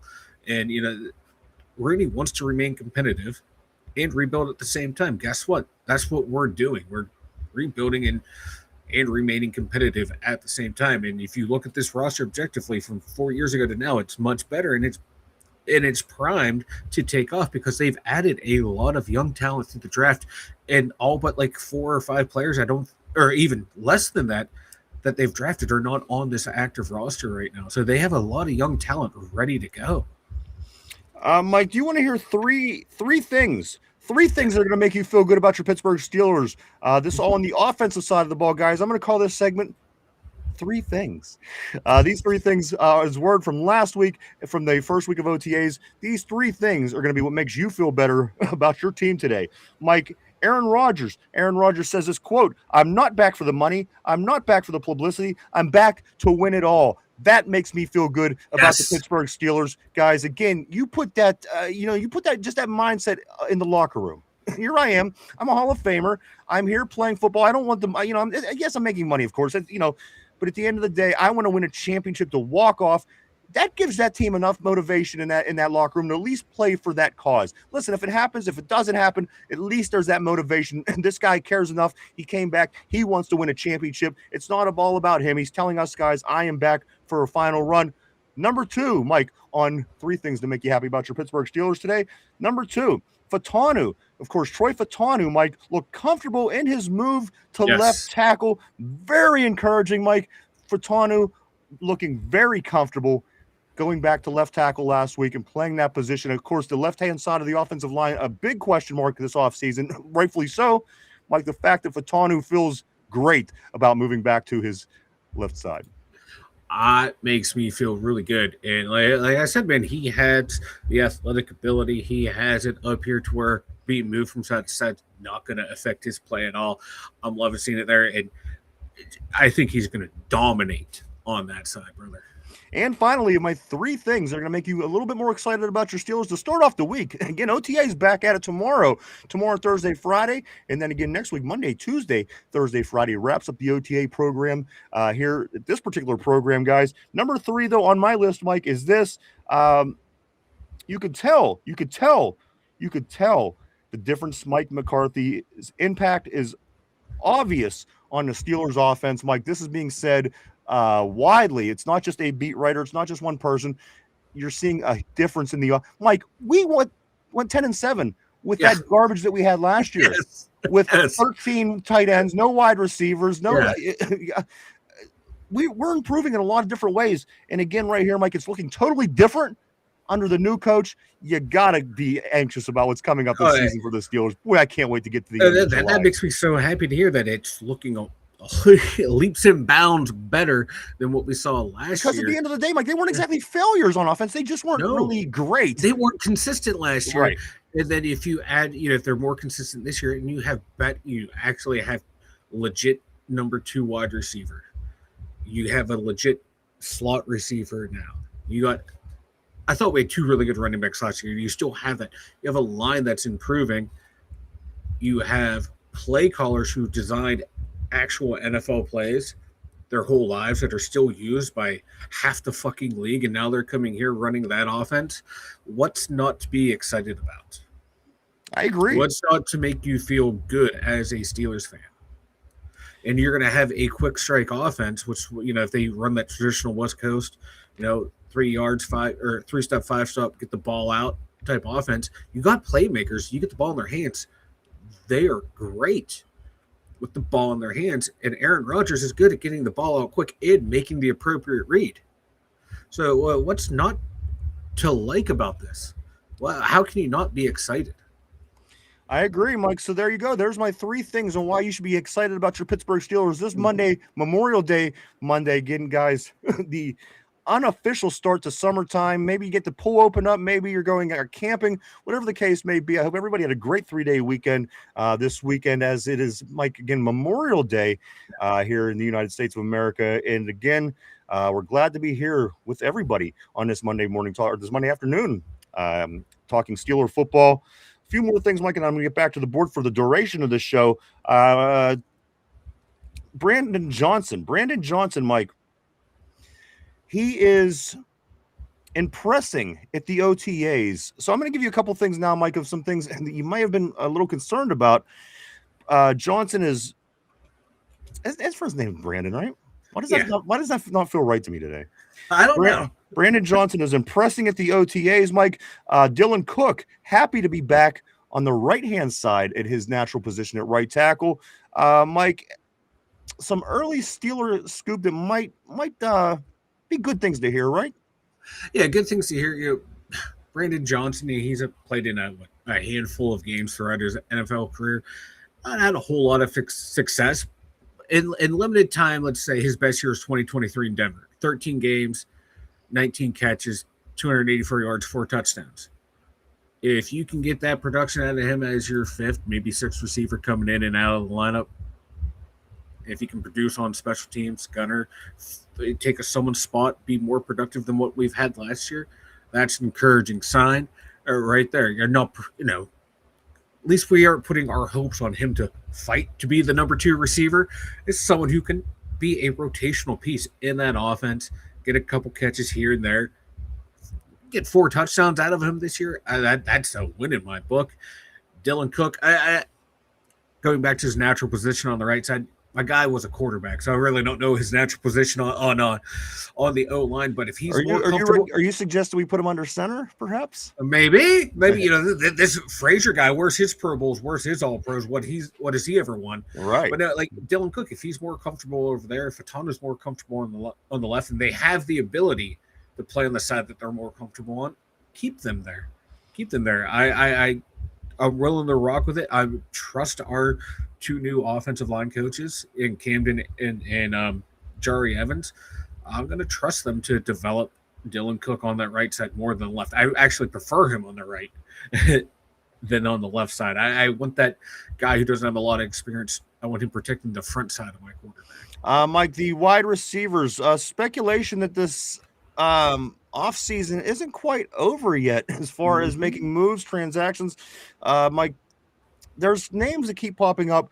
Again, I'm not against bringing in another wide receiver. I'm not against bringing in a veteran wide receiver because I think at this point, now that we do have wide receivers, an older wide receiver could be supplemental, where if you would have brought in some of these guys last year when we didn't have the position, you're now relying on that person to be the main target at that position. Now that we have that we brought Pittman in, and now that we drafted Jeremy, Mike, some of these other names like Deebo Samuel and even Hopkins, who again, even where he's at in his career, you're not jumping up and down. But Mike, if you bring one of these older guys in at this point, Keenan Allen even is a name that certainly came up. I'm not against it all. Lazard is the latest rumor Vegas is hearing. Of course, he's saying on the board, I'm not against it now. Where before, I didn't want that person be coming here and becoming a main target because I think that's a total. I think it's a disaster. But now that you have pieces in place, I'm not against that, Mike. And again, some different names have been coming up over the past, so often you're talking about some of these names. Where are you? Would you be okay again with bringing in something to just bolster the wide receiver room, Mike? Because we do know we have 1 and 2. We also know that Jeremy and Roman are going to be fighting for 3 and 4. It looks like. And beyond that, Mike, again, you got Skoranek. But again, I would use a veteran set of hands again to supplement the wide receiver room at this point. Again, knowing that they're not going to be a big part of it, but you know what? That set of hands could be valuable at certain times in a game when maybe a defense isn't expecting it. Have a wide open DeAndre Hopkins. You see what I'm saying? So, Mike, at this point in the game, how are you feeling about still going after maybe another big name veteran wide receiver to fill the room?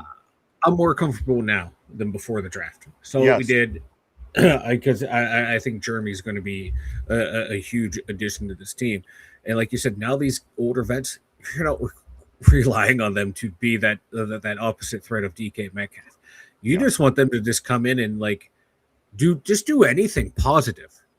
Be that, that safety valve, that more sure-handed player. Just catch the ball, turn around. Who was that receiver for Seattle that all those years caught the ball, fell down? Just be that. We're not asking a lot out of you. Just be a safety valve. So, someone like Deebo Samuels would be a good pick because Jeremy Bernard has a lot of Deebo Samuel qualities. Who better to pair him with? To not sit there and have Deebo coach him up, but for sit there, hey, Jeremy, watch what he does. Just copy what Deebo is doing right now. That's the kind of player we want you to be right now. Could be a sneaky good signing there if the price is right. Mike, I want to see. Listen, if Roman Wilson could come out and seem somewhat productive and seem something like he could be a weapon, I mean, that's a really good case scenario to be in, because at the end of the day, who knows what the hell's going on with Roman Wilson? Who knows why the hell he's been in the league 2 years? Of course, the first year he dealt with the injuries. Last year, just a handful of plays. But at the end of the day, Mike, I think if Roman Wilson is giving Jeremy Bernard a run for his money for wide receiver 3, I'm sorry, Mike, I think that's the best case scenario because again, at the end of the day, that means his play is up. Mm-hmm. And if him and Jeremy are fighting for that spot to go for 3 or 4, Mike, I think this is a good sign. If Jeremy Bernard walks in as a rookie and takes that spot, you're not feeling so good overall. But I think the extra set of hands, if Roman Wilson would step up and show some promise, and again, even give a little bit of competition at that wide receiver 3 at the end of the day, I think you got to like that as well if you're a Steeler fan. Yeah, let's not forget, he was a 3rd-round pick for a reason. It wasn't seen as a reach when they grabbed him in the 3rd round. It was seen as a very smart pick at the time coming out of college. And now, and we saw a handful of plays last year. Why he was a good pick. It's up to him now to get out there and make it happen. Because if he does, you're forcing the Steelers' hand to keep you, and you're forcing their hand to be like, maybe we don't need to go out and get someone else to be a safety valve, to round out this room. We're okay with you and Jeremy. We know we got the two big guys. We're okay because we know what Skoronek's going to do. Skoronek's mainly there to be that gunner and another bigger target that A-Rod kind of looked at a handful of times last year. We know what he can do. If show what you can do in these OTAs. Show that you're locking down a roster spot you're forcing the team to not go out and get someone. Because it tells me if they go out and get one of these bigger name vets, it tells me that Roman Wilson might be on the chopping block and not progressing the way they want to. Now, if they go out and get another wide receiver in free agency that's a veteran, but down there on the tier list of like why are they bringing him in if they're in that range? Okay, it's just a camp buddy. At that point, that's telling me Roman's doing something right. I hope you're right, Mike. One more thing, then we're going to get back to the board for the duration, guys. This is your Hall of Honor eligible players for the Pittsburgh Steelers Hall of Honor this year, Mike. Of course, not the Hall of Fame, the Hall of Honor at the stadium. This is your new list of eligible players, guys, or your list of eligible players. Antonio Brown. Like he could be on the Hall of Honor. Le'Veon Bell now eligible. Also, Levon Kirkland, right here on the show, Mike, a guest of ours on the show. Levon Kirkland is now eligible. He is eligible for the Hall of Honor. Robin Cole, David Little, a linebacker from when I was growing up. Remember David Little actually very well. Gary Anderson, Mike, an old number one. He could also be eligible also for the Hall of Honor. Brian Hinkle, number 53, old linebacker from also when I was growing up, right along the same time as David Little. Let's go here to Ike Taylor, Mike. Ike Taylor is now eligible to become to be elected into the Hall of Honor. Lawrence Timmons. Damn. Cordell Stewart. David DeCastro. And Brett Kiesel. So they got their work cut out from trying to figure out who is going to be elected into the Hall of Honor this year, Mike. That's a damn good list of players. Good luck trying to figure that one out. That is like there's a case to be made for everyone. For every single one of those players, you're right. Every single one of them. Just off the top of my head, like, I'm sorry, Gary should be in. Absolutely. An all-time great Steeler. God, Timmons, Ike, Levon, Kiesel, Jesus, DeCastro, Cordell. DeCastro was good. Cordell,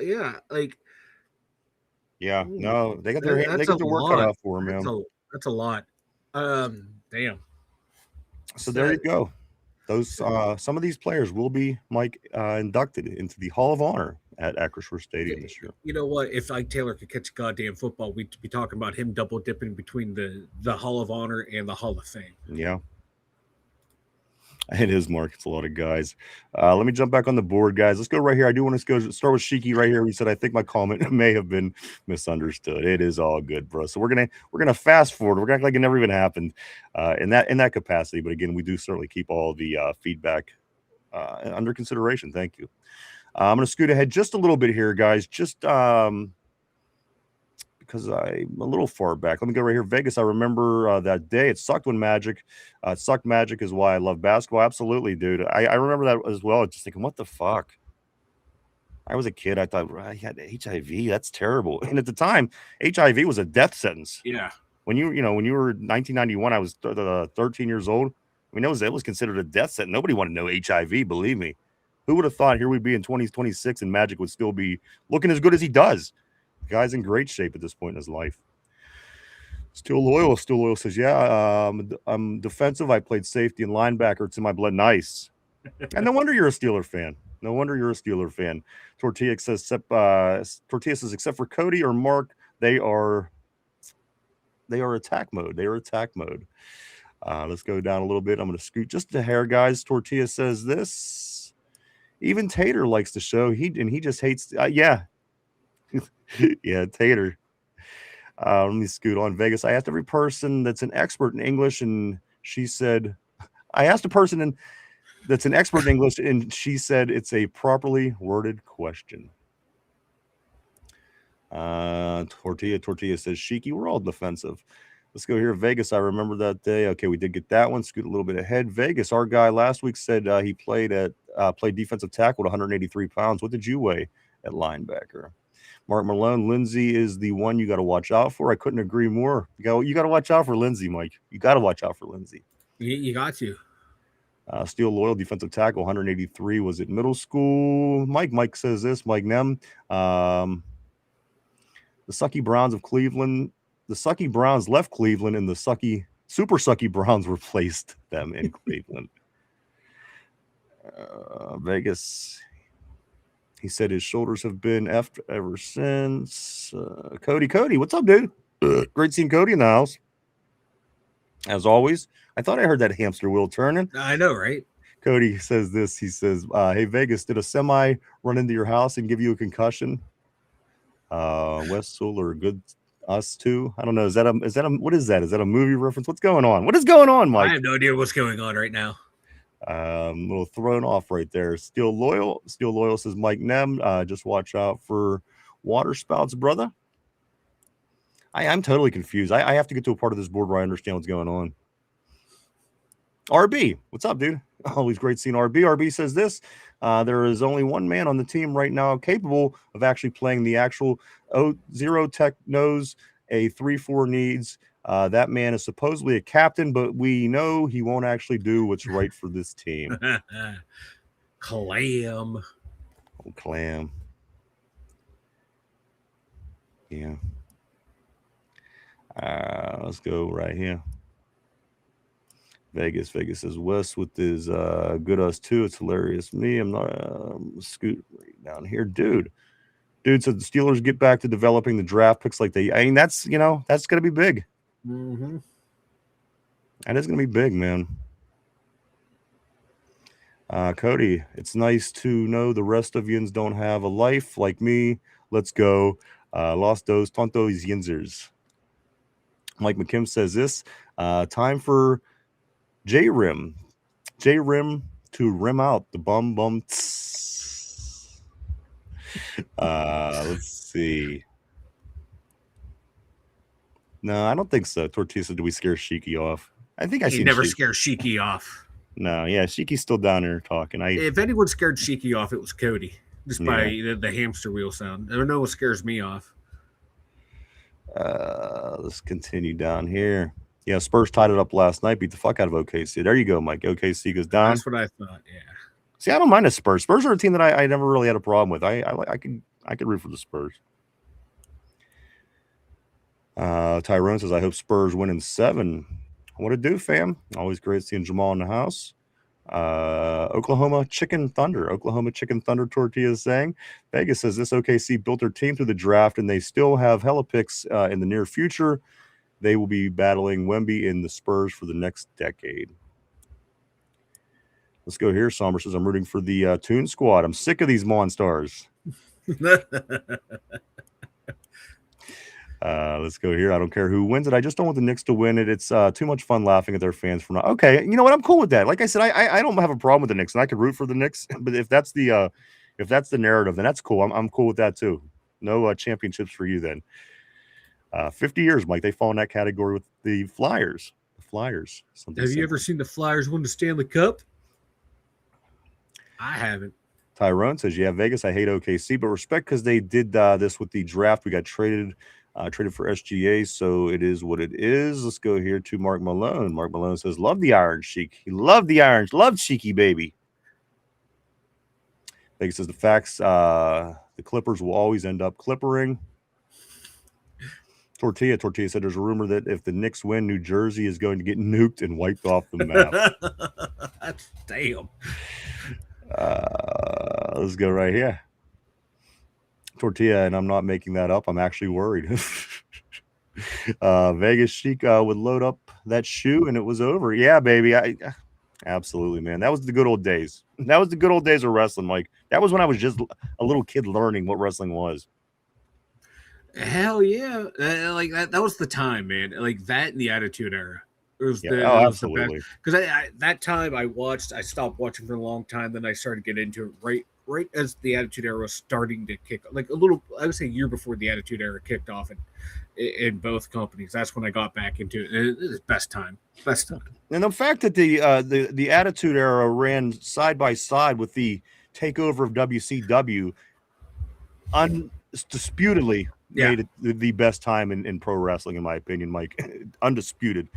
Just because those two things kind of intertwined with one another, and one was as big as the other. So you put both of them, that's why WWE blew up. Let's get back at it, though. Shiki, my man, we thank you so much again as I'm passing the super chat. I do want to at least thank him again as well. Thanks, all Shiki, my man, for show. Let's go right here. Somber says, bro has made 400 million. Charlie Batch is an idiot, right? This is all Aaron Rodgers has been thinking about, is how to make more money. Come on, what a dumb. Of all the things we've heard this offseason, Mike, that, and again, I love Charlie. Don't get me wrong. I love Charlie Batch, of course, from right here in Pittsburgh. But Mike, that was one that you kind of weren't putting too much. Yeah, good. No, because like when he said that, like, seriously, he's worried about that extra couple $1 million. You remember he said $30 million. Last time I checked, Aaron Rodgers' contract is not $30 million. Yeah, no. Let's go to Vegas. He says, that's why I say he's coming back next year once he sees how much the team has win. I'm just wondering how, I mean, the thing is, he's not getting any younger.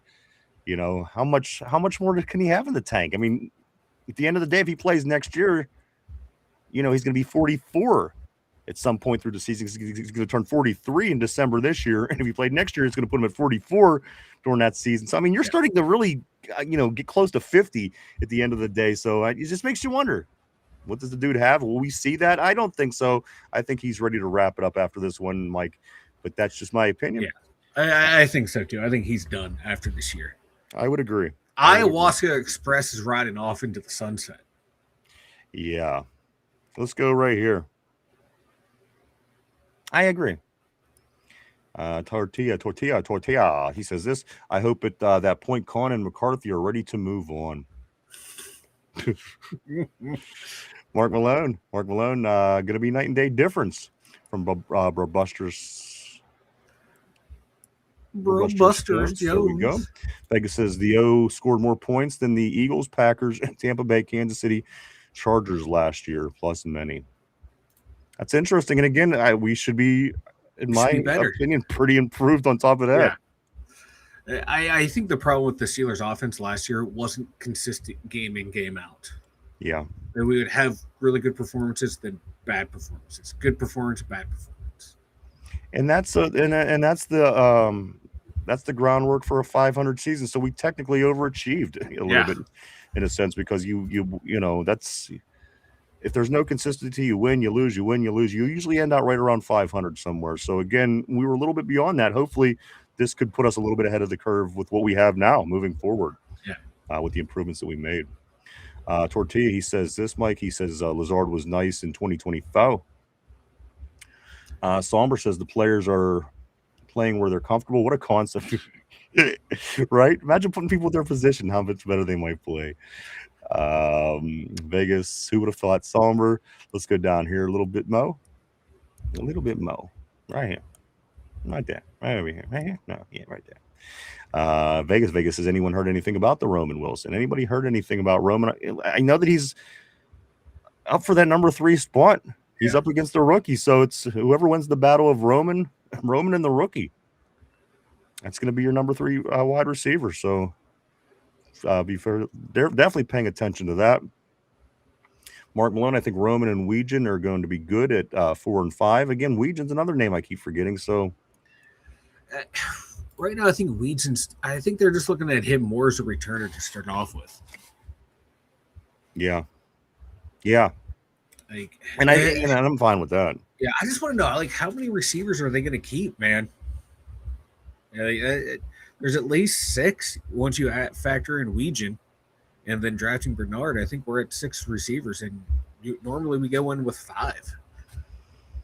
Yeah, I mean 5, 6 is typical, I think. So again, we'll see how this plays out. And again, 1, 2, 3, 4 should be etched in stone right now, Mike. Listen, if Roman Wilson falls out of that I don't even know what to say about him at this point. Again, I don't even understand. I don't even know if I even begin to understand what the hell's going on with him. So again, I hope he does well. I'd like to see him have a breakthrough, Mike, especially in his third year. Yeah. Guy really, come on, didn't have the greatest chances. So let's go right here to Tortilla. Tortilla says number 14 gives our players temporary superpowers. They all seem to go after that number 14. It's like the number 23 when I was a kid. You know what it was when I was a kid? Sports number 12. 12 was really was the every kid wanted the number 12. 12 in where I grew up to, like 7. Was 7. another 7 was a good one. We didn't really have the single digits when I was a kid. Like we played, like we just we didn't have single digits. Yeah. I think it started at 10 and went all the way up. Steel Loyal says the chiseled god is going to ball. The chiseled god is going to ball. Somber says that's nothing but good news. Scoot down here a little bit. Tortilla says this. Tortilla Jackson, my man, says this about Roman. Roman is a good player when he knows what's going on. He has a head start this year for once in his NFL career. Mike, do you think that Roman's going to do you think it's going to look a lot like last year with Roman, or do you think that we're going to see some improvement? He's going to be more of an impact player. I mean, at the end of the day, that's the question. It's what he's capable of doing, because I think Coach McCarthy's going to give him the opportunities.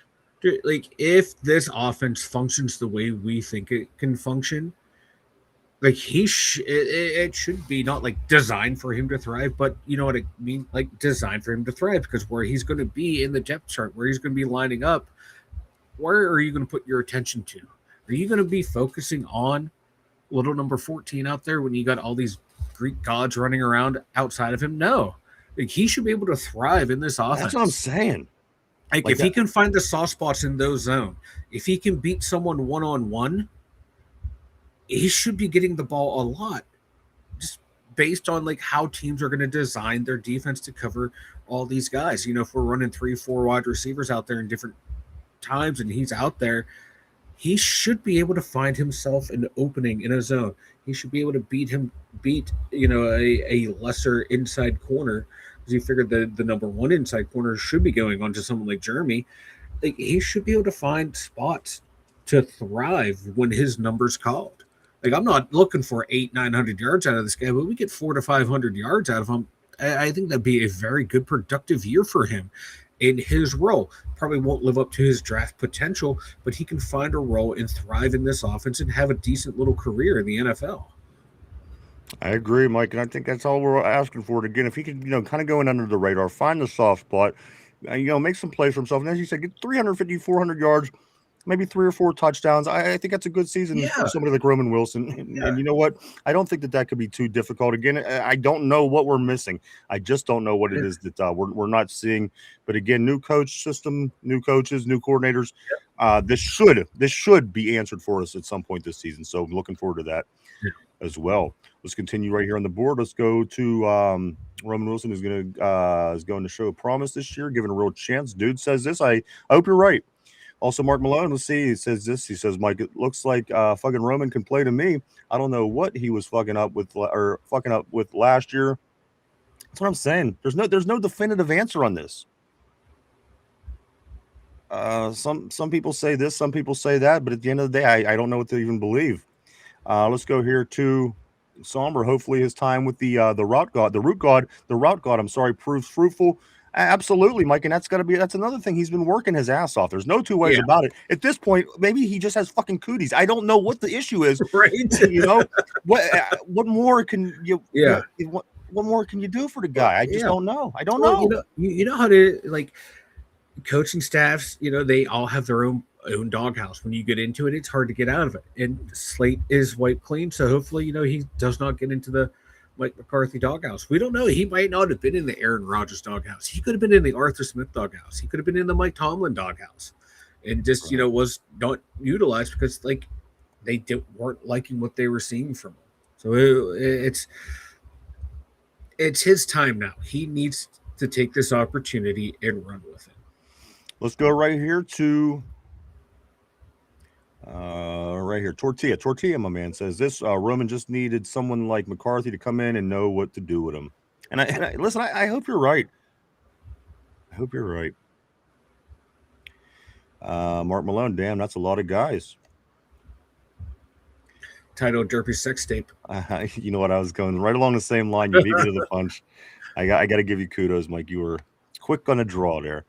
Let's go to Vegas. Vegas says put AB in right now while he is in jail, so he can't show up and cause a scene whenever he isn't inducted due to his off the field actions. Poor guy. I mean, I'm not poor guy. Everything he's done to himself. But the talent of the guy is just. You wish that you could appreciate that a little bit more, but that's always going to be cloudy now because of everything else. Unfortunately. Let's go here to my man Steelers Cheeky Baby in the house. He says this: does anyone see Howard or Aller in training? I didn't see clips. What I'm hearing, Cheeky, is this. I'm just kind of going off the quotes. I'm not at OTAs. I don't see this. This Will Howard wired the right way. The Steelers believe that's what's showing in the OTAs last week. And Aller, guys, was all over the place, was the two things. However, before you take that and run with it, 2 weeks ago, Aller was the one that had the arm strength that's more poised to be an NFL quarterback, and Will Howard had this issue. So again, I just can't, Mike. I can't invest too much time into worrying about these two quarterbacks right now. The big time to worry about them, I think, comes in August, whenever these two guys see at least 90% of preseason snaps. I bet you guys it's going to be at least 90% of the preseason snaps, Aller and Howard. It's going to be a lot of fun. Don't work yourself up too much just yet because there's really not much to go off of. Let's see these guys play with the black, the gold, some NFL caliber defenders, Mike. Yes, and the thing is, if they do play early, yes, of course you're going to see your third round guys that ain't going to be on the teams that you're going to be playing against. But you know what? When these guys get so many reps in the preseason, by default, you're going to be seeing better players. You're going to be playing earlier in the game. You're going to be seeing starters. So again, preseason is what I keep saying when people keep asking about Aller and Will Howard, because there's really no answer right now, unfortunately. Yeah, and like the little clips that I saw of both of them, they were the throws. You can tell everything was like going at a really slow pace. Yeah, where everyone was moving slow, so the arm strength really couldn't get a good look at any of them. And it was just guys making sure everyone was being where they needed to be. The ball was getting where they needed to be. Very slow stuff, nothing fast. So it was hard to tell in the clips that they released to the media how they were looking. They did not look as bad as the shit that was coming out of Cleveland. Now you're right. Cleveland's having all kind of issues up there. You can tell like the clips that they put out there is to show them that, hey, we are bringing these guys along slow. We want to make sure they are getting the small details right. So, but there's only so much that they show to the media anyway. There's a lot of practices on the OTAs that aren't available to the media, so they could be in there live fire and looking good or looking god awful. We're only being able to see a small glimpse of it. Let's go right here to Vegas. Vegas says, at no time did I ever think Kobe would have died before Magic Johnson. Damn. That's such a great point. He's not wrong. No, he's not wrong. Wow. When you put it that way, huh? I'm kind of depressed now. Vegas also goes on to say, how many pops do you hear when you get out of bed for the first time? How many pops do you hear? Mike, that must be a question for you. I don't hear the pops yet. My knees, my ankles, my backs, my fingers, my toes, everything pops when I wake up. Let's go right here. Jamal says, don't forget the YouTube channel as well, guys. We have the Steeler gang in there in the chat. Great time. Absolutely, my man. We're always great to see. Always happy to see the Steeler gang. Jamal leading the way, of course, all the way from Texas. Let's go to Vegas. Vegas says this. Cody's question to me was in reference to a comment I left on a Steelers Radio Network show to their host, who always asks how we are doing and then says, that's great, us too. Let's go down here to Mark Malone. I've seen a few clips at Steelers. It's Steelers chic, somber. Just a wee whippersnapper. Just a wee whippersnapper. A wee whippersnapper. Tortilla Brunson versus Wembley would be little David versus Goliath. Tortilla says Brunson is a little 5'10" point guard on the Knicks. Vegas goes on to say women wrestlers look terrible when I was a kid. Thankfully, Vince is a creep and got some hotter ones. You're damn right. The fabulous Moolah, Mae Young. I mean, these are what we were thrown into. I like Trish Stratus. Whatever. Now they're all hot and can wrestle. Yeah, I know. It's like the perfect blend. Tori Wilson was hot. Trish Stratus was hot. You know what? Even ugly ass Lita was hot. Like, Lita was my favorite. For some, I liked her more than the others. And it was because she could. I agree, and I don't know what it was. Actually, because she could, like, watching her do like the swantons, like she actually could wrestle. She wasn't just a pretty face. And she wasn't that pretty of a face, so it came down to wrestling a lot of times with Lita. Let's do scoot along here though a little bit. I couldn't agree with you more, Vegas. Yes, thank you for being a creep and a pig, Vince McMahon. We all thank you for that. Let's go down here to Mark Malone. He says, "I bet Weegan finds his way on offense somehow." Mark Malone, I think they keep I think they keep 6 as well. I don't know how they can't. Yeah. I don't know how they can. Excuse me, you literally have to at this point. With the way the roster constructed, and if they're going to go more offense, more pass heavy, give me some more weapons out there. Let's go here, Vegas. I hope you're right, Mark. Kind of turned into a young Welker. Mark Malone, he says, I liked 8. Vegas, I want Eli to be a wide receiver that gets a carry every so often. Vegas, I can't help but think Mike is going to have an actual game plan week to week, and it's not just going to seem like he is just looking at a play sheet and saying, let's go with this. I hope you're right. I'm getting a vibe too.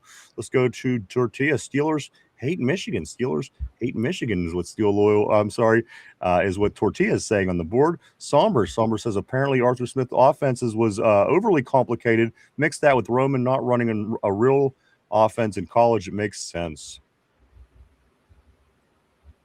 It really, Mike, it really did. It felt like Arthur Smith. We were trying to. It was something was being forced there.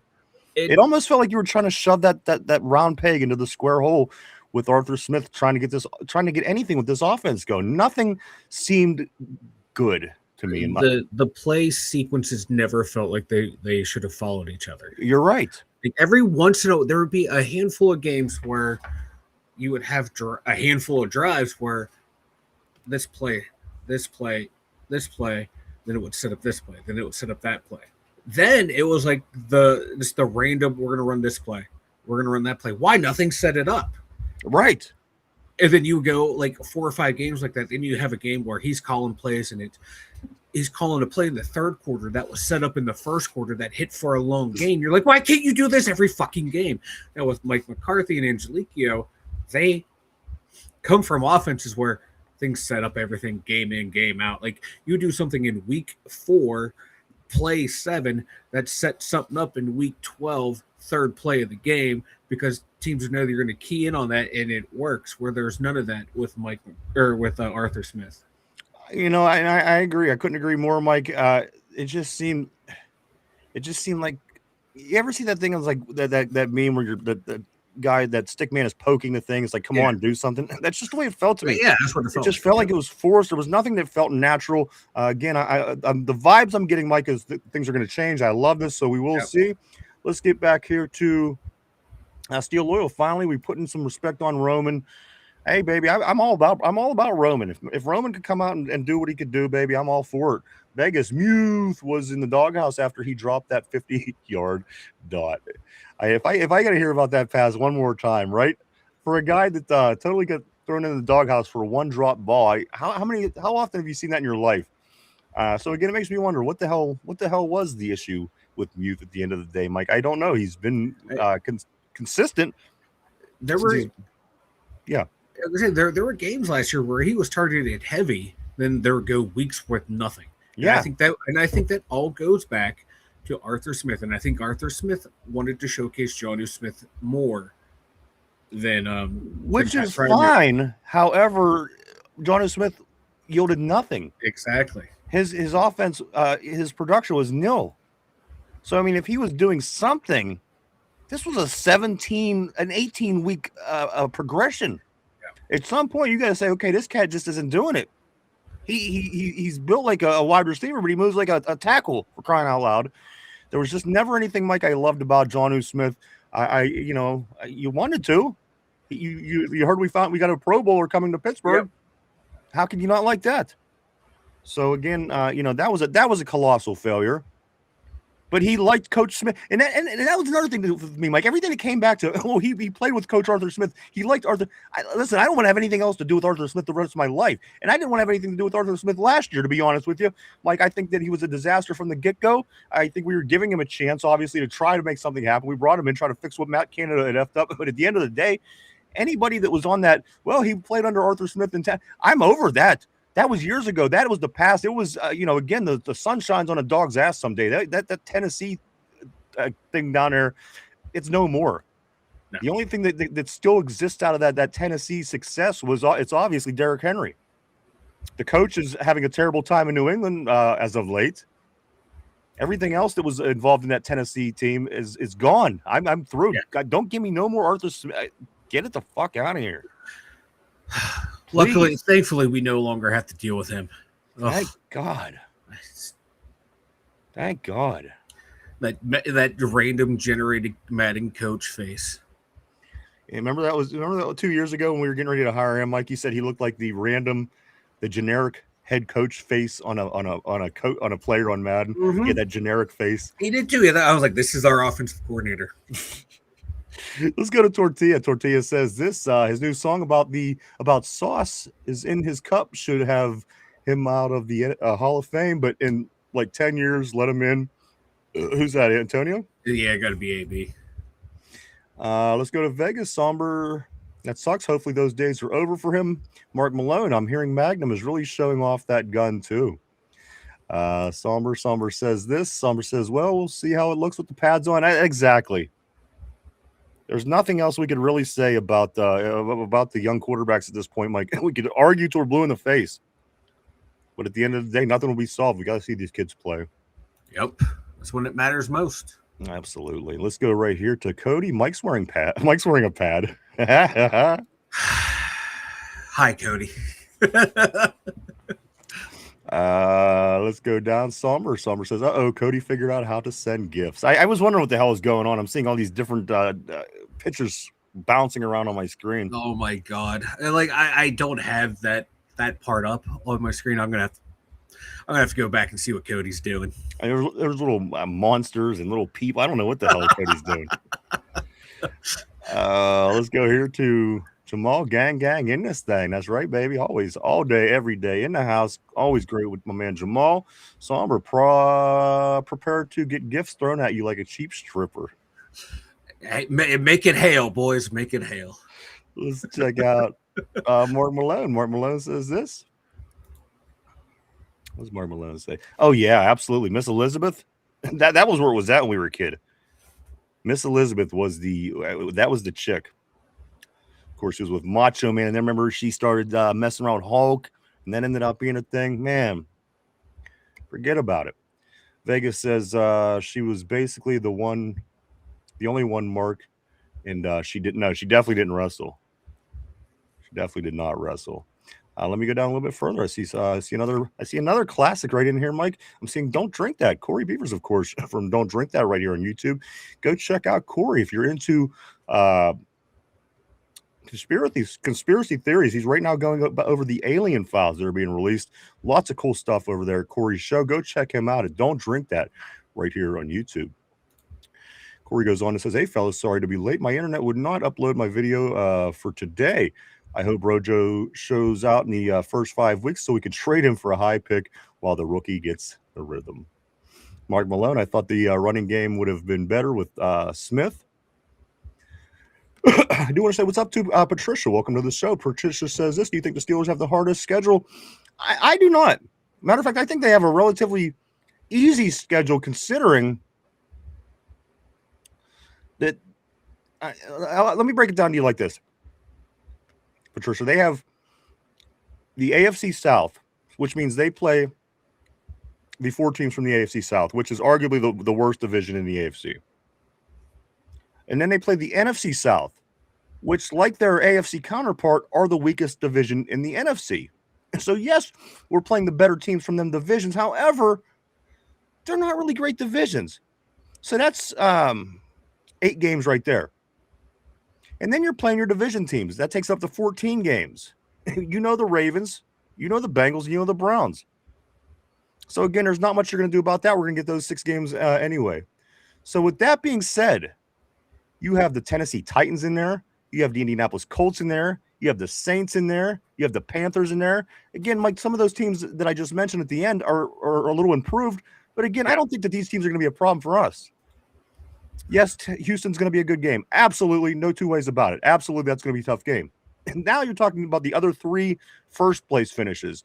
Your AFC East, your AFC West, and your NFC oddball division. First-place teams. New England. I'm not afraid of New England, Mike. I'm just not. Me either. This team didn't belong in that Super Bowl last year. I'm not afraid of New England. Denver. I'm not afraid of Denver. They're good. Absolutely. And then at the end of the day, the Eagles, Mike, that might be a tough game, of course. I don't think we've ever won in Philadelphia, at least since the Civil War ended. But, so I don't think that it's the hardest schedule, to answer your question. I think that it's a tough schedule. I think that second half gets really difficult, as it has the past 3 years. But at the end of the day, I don't think that it's I don't necessarily think it's the hardest schedule. I think it's a doable schedule.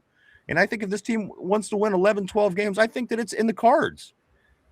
At the end of the day, I think it could be a lot tougher. That's I'm going to leave it right there, because again, you can have a tougher NFC conference that you're playing.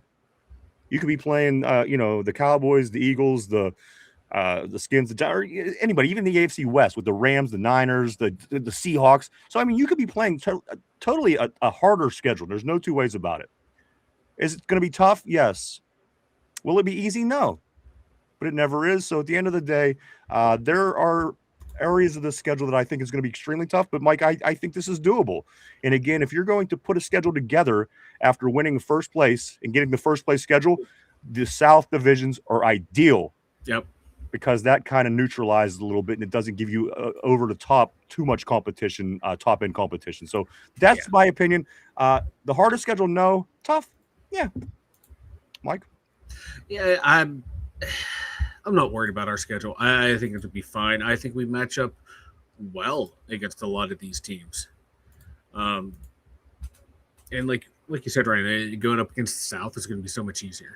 Absolutely. I'm all for that, especially the NFC South. Mike, could you imagine playing the 49ers, the Seahawks who just won the Super Bowl, the Matthew Stafford and the Rams? See, this is what I'm saying. It could be a lot more difficult if that be the way the ball bounced. However, this is the way. I think this is, again, totally doable. Totally doable. Let's just go scoot right along, guys. I do want to say welcome and thank you for the that's Patrick. I'm sorry. I called you Patricia. I apologize, Patrick. Wow. I know. What a dick, huh? You're fucking terrible at names anyway. It's not because I'm a dick. It's because I'm not that smart. So just roll with that. Everybody will be fine. That's generally my defense. Let's continue on right here, though, to Tyrone. He says, got busy as fuck. I'm about to drive. Great show. We thank you as always, my friend. Thanks, Tyrone. You stay safe out there. We'll get that contract. We will get our extension, bro. Don't you worry about it. Always great seeing Tyrone, my man. Stay safe. Enjoy your holiday, and we'll see you tomorrow. Vegas says that 50-yard dot took life off of Aaron's arm. Maybe that's what it was. Mike. Let's go here to Ty. Great show, you bastards. Thank you, my friend. Mark Malone. Yeah, Vegas. Sometimes they'd show her getting her skirt blown up or something though, and she'd be wearing thigh high and sexy panty. Wait, who's this? This is Elizabeth.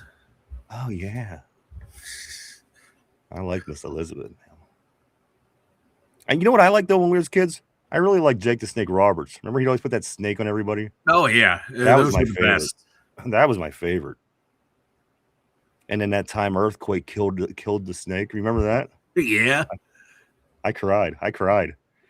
He put it in the bag and he kept Earthquake smashing it with his ass. You remember that? Yep. That shit was great. I think it was Lucifer, and then he got a new snake. And it was Damien. I think was how that went, or vice versa. Let's continue on right here. Vegas says this. Johnny had one good play, and it was a run, which is not good if you're a tight end. It's like Lima Swede's best play being a block at wide receiver. I agree. Let's go continue to Sean. Sean Chandler, what's up? Great seeing Sean on the board. He says, all this talking about Steelers, this and Steelers player that let just wait for training camp, and then we will see. Let's go, Steeler Nation. Stand up. Let's go. That's right, big dog. It won't be long now. Steel Loyal says, Sean, news flash, but this is a Steeler podcast. It's all good. It's all good, man. Let's go right here. I'm seeing Jeremy. What's up, Jeremy Olson? Always great seeing Jeremy back on the board. Jeremy says this. It's only popping up. It's not showing me whatever the emojis are. I apologize on my screen, so I don't know what that says. Second-year signal caller Will Howard is slated to be the primary backup quarterback 2 for the Pittsburgh Steelers entering the 2026 season. And listen, I'm okay with that. I said it earlier in the show. I'm okay with Mason Rudolph being gone. I just am. Because at this point, people keep calling him a safety outlet. You know, he knows at the end of the day, he came in last year and he didn't win the game and he got called on. Why not go with the younger player and see what they got and get them more acclimated to play football and be part of the team moving down? In the past, yes, Mason served his purpose. Yes, he stepped in and won 3 big games, Mike, about 4 seasons ago to help the Steelers get into the playoffs. You know, he's another one, again, take advantage of this change. Yeah. Because you don't want to be sitting 2-3 years down the road going, oh, man, I wish we would have made this change back then when we were really changing everything. Now I don't want to ruffle any feathers. Yeah. Now's the time. Ruffle some feathers. If you think that Mason's got to go, get rid of him. You have all these young quarterbacks. That's, that's the future of the league, young quarterbacks. So Mason, Mike, he was serviceable. Yes, he was a good backup. Yes, he stepped in and did things sometimes when you needed him. But I'm not married to Mason Rudolph at all. At all. Neither am I. If he's here, cool. If not, that's cool too. Absolutely. Let's see where we at right here. Mike Vegas says this. Hopefully Cleveland's quarterbacks get worse when the real games start, if that's even possible. Tyrone says, yes, I like the schedule. I do too. I think our schedule is very, very doable for us. Anybody can beat anybody, maybe? Vegas says they shot me in Denver. They shot me in Denver. Who was that? Whose ass got shot in Denver? Joey Porter. And I literally mean whose ass got shot in Denver. Steel Loyal says, I bet the Eagles. I want to beat the Eagles so bad. I mean, if we could beat the Eagles, boy, it would be such a morale boost for this team, Mike. If we could go to Philadelphia and get that win amongst other wins, that could certainly be a big boost for this team, Mike. Be huge. Monumental. Mike says, let's go here to Corey. Don't drink that. I didn't like our schedule without AR, I have to admit, but I was okay with the idea of being in a better position in 2027 for a top QB. But the AR here, I'm seeing 11. I am too. I'm thinking it would be a failure, Mike, if they don't hit 11 wins. Yeah, based off of last year's success, last year's roster, and then you compare it to this year's roster. This year's roster is so much better than last year. So it got to win 11. Vegas 10-24-65 was the last time we beat the Eagles in Philadelphia. And you know what? I like this because I don't like it, but I'm going to tell you why I like this. Because, we talk about something, we talk about a player, and, Cody or Tyrone, they'll be like, oh, man, I don't know. That was years before my time. See, I like this statistic because this is years before my time, Mike. Yeah. This is like 13 years before my time. And I never get to get involved in that conversation where sometimes, the viewers do, but we're usually the older people in the conversation. Know, right? So I'm enjoying that statistic, Vegas. You tell me about that a little bit more, would you? I'd like to hear more about that last win in Philadelphia. Let's go here to Patrick. Okay, Patrick says it's all good. I totally mistake, my man. I do apologize for that. Patrick Olson. Glad to have you here. Tyrone says, breaking news, I'm buying a weed cart tomorrow. I'm back. Hey, baby, you got to do what you got to do. Get it. That's right. You're back. Because he was debating on whether he should or not. Yeah, get back. I'm all for it.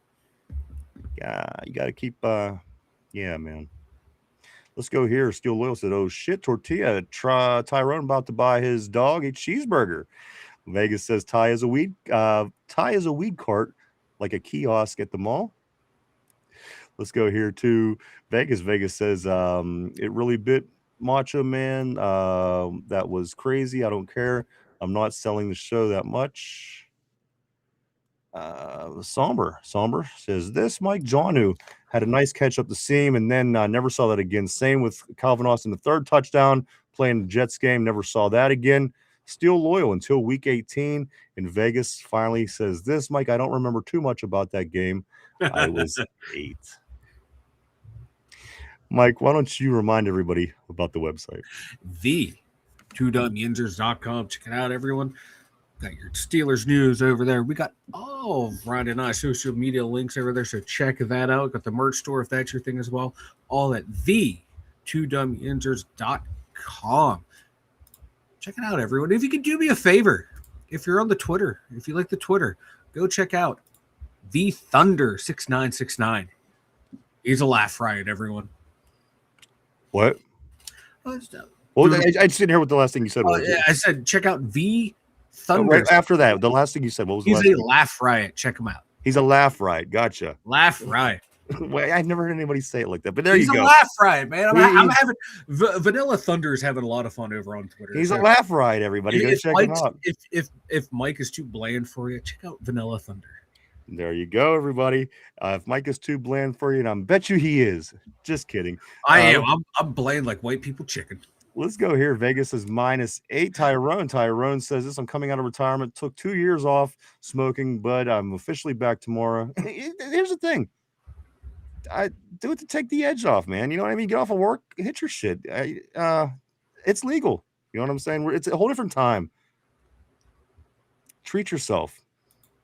Help your own sanity. Get your vibe where you want it to be. That's all. Let's get back on the board right here to Steel Loyal. Just don't take a huge first. Yeah, that huge first hit's going to kill you. You take it easy on that first hit. This is Somber. He says 0. Your first blinker. Fuck it. Vegas says, did you set up your account at the Closet Dispensary yet, Ty? Guys, let's talk about, Mike, this website a little bit. Yes, go check it out. Mike does a lot of great work over there. Lots of cool stuff. Go check out the website at www.the2dumyinzers.com. That's www.the2dumyinzers.com. Sean Chandler is saying, question, how do you feel about the hiring of Patrick Graham? I like him better than the last guy so far. I'll just put it to you that way. I like him better than Terrell Austin so far. Now, Sean, with that being said, one would have to say to themselves, who was the defensive coordinator on the worst team in the league last year? Oh, wait. It was Patrick Graham. So, again, I'm hopeful. I'm not placing any money on the guy just yet. I want to like him. I want him to change things. I want him to fix things. So, at the end of the day, the jury is still out on that. Sean, I want it to be better than it was. Yeah. I don't know that it's not going to be, and I don't know that it is going to be. So at this point, I'm hopeful. I'm hearing a lot of good things. The fact that he's coming in and the guys are really buying into him and buying into his change of the way he wants to do things, I'm all for that. But at the end of the day, I can't give an opinion on that, Mike, because again, I do know that he was the defensive coordinator on the worst team in the NFL last year. So I always have to keep that in the back of my mind with that particular question, Sean. Yeah, I'm excited for him just because what he was able to do with some of those lowest paid defenses. And you look at some of their numbers, they're good, but what can he do with what we have? Right. Like, based on what he did with some of those shitty players to get where they were, the sky should be the limit for this defense. It should be, in theory. However, this is why they step out between the lines and do what they do. And again, Mike, as of right now, I do like him better than Terrell Austin. But there's going to be a lot of things that happen in the future that's going to make me either confirm or, regret making that statement. So let's go on just a little bit further here.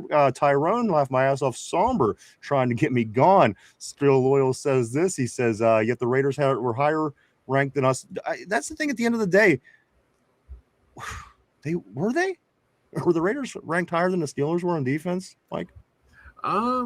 It all depends on what metric we're looking at. I'm not doubting it, but as I'm hearing it, I'm just like kind of crunching my eyes. Thinking, oh my God, is that real? Is that true? Because we have a defense. We have good guys. What do the Raiders got? Yeah, yards per game. They were 13th in the league. We were 28th. But listen to this as well. We also faced the Bengals twice. Who Jamar Chase obviously. I don't know. I guess I'm happy for right now. Again, we will see. To me, Mike, it seems like that comes down to like matchups and schedules and things like it just does. It just does. What kind of offense did they face in Kansas City? I mean, Kansas City was garbage last year. Even Denver, being as good as they were, Mike, they didn't have a great offense. And then the Chargers certainly were unimpressive in that division as well. But again, I don't know. I don't know. Again, I right now I like them better than Terrell Austin. That could change. Let's go to Tortilla. Tortilla says, "Fuck it, we ball." Vegas says, Ty, get you one of those 6-inch bongs. Is that 6 foot bong? And make a video when you use it. Steel Loyal, yes. Somber, our scheme, and I believe you. I did not believe you. It sounded crazy to me at the moment. Let's go right here to Somber. Our scheme just sucked. LOL. Ty, Vegas. I'm gonna start off with carts to get used to being high again. Corey, of course, from Don't Drink That. That just goes to show rank doesn't mean shit. That better ranked defense didn't get them into the playoffs. And that's what I'm saying. They were the worst team in the league. So, I mean, it doesn't matter how good their defense was, right? They were literally the worst team in the league. And they didn't show up in the game-changing moments in our defense. Steel Loyal says, this Tomlin scheme is built on your guy beating the other guy. No disguises, nothing. Just straightforward. And that's good if you have dominant people at every position, but obviously that wasn't the case. Mike, let's get into some trivia time. And I'm not going to disappoint you because again, today is Memorial Day, Mike. So we're going to stick with a military type football trivia question. So put on your thinking cap, Mike. Put on your helmet, if you will, your battle helmet. Everybody, put on your battle helmets as well, guys. As we get ready for the question of the day, here we go. Question of the day. Memorial Day style. Vegas says the answer is 43. Damn it, Vegas got it. I got to find a new question. Just kidding. It's not 43. Here we go, guys. Question of the day is this. Rocky Bleier was drafted, Mike, twice in the same year, 1968. Once to the Steelers, the other to the Army. Of course, when he came back from the Army in his stint in Vietnam, Mike, he wore the number 20. My question of the day is, what number was Rocky Bleier originally before he went off to Vietnam? I'm going to give you a hint and tell you it wasn't 20. Take a minute to think that over, guys. We're live 5 days a week, right here, Monday through Friday, 11:30 a.m. to 2:30, 3 o'clock p.m. every day, right here on the tube. 34, Tortilla is saying on the board. He stuck with this 34. He guessed it early, Mike, and he's sticking with 34. Again, what was Rocky Bleier's number prior to going off to Vietnam, Mike? He got shot in one leg, grenade shrapnel in his other leg, still came back to be a part of the great Super Bowl dynasty run with the Steelers. Rocky Bleier, what number did he wear before he went off and got the Purple Heart in the Vietnam War, Mike? Take a moment to think it over. Everybody on the board as well, take a moment. If you have a guess, if you want to just take a guess. Steel Loyal saying 27, Vegas 44, Sean is saying 32, Ty is saying 70, Tortilla, of course, with Rashard Mendenhall. How can it not be a question of the day without that answer?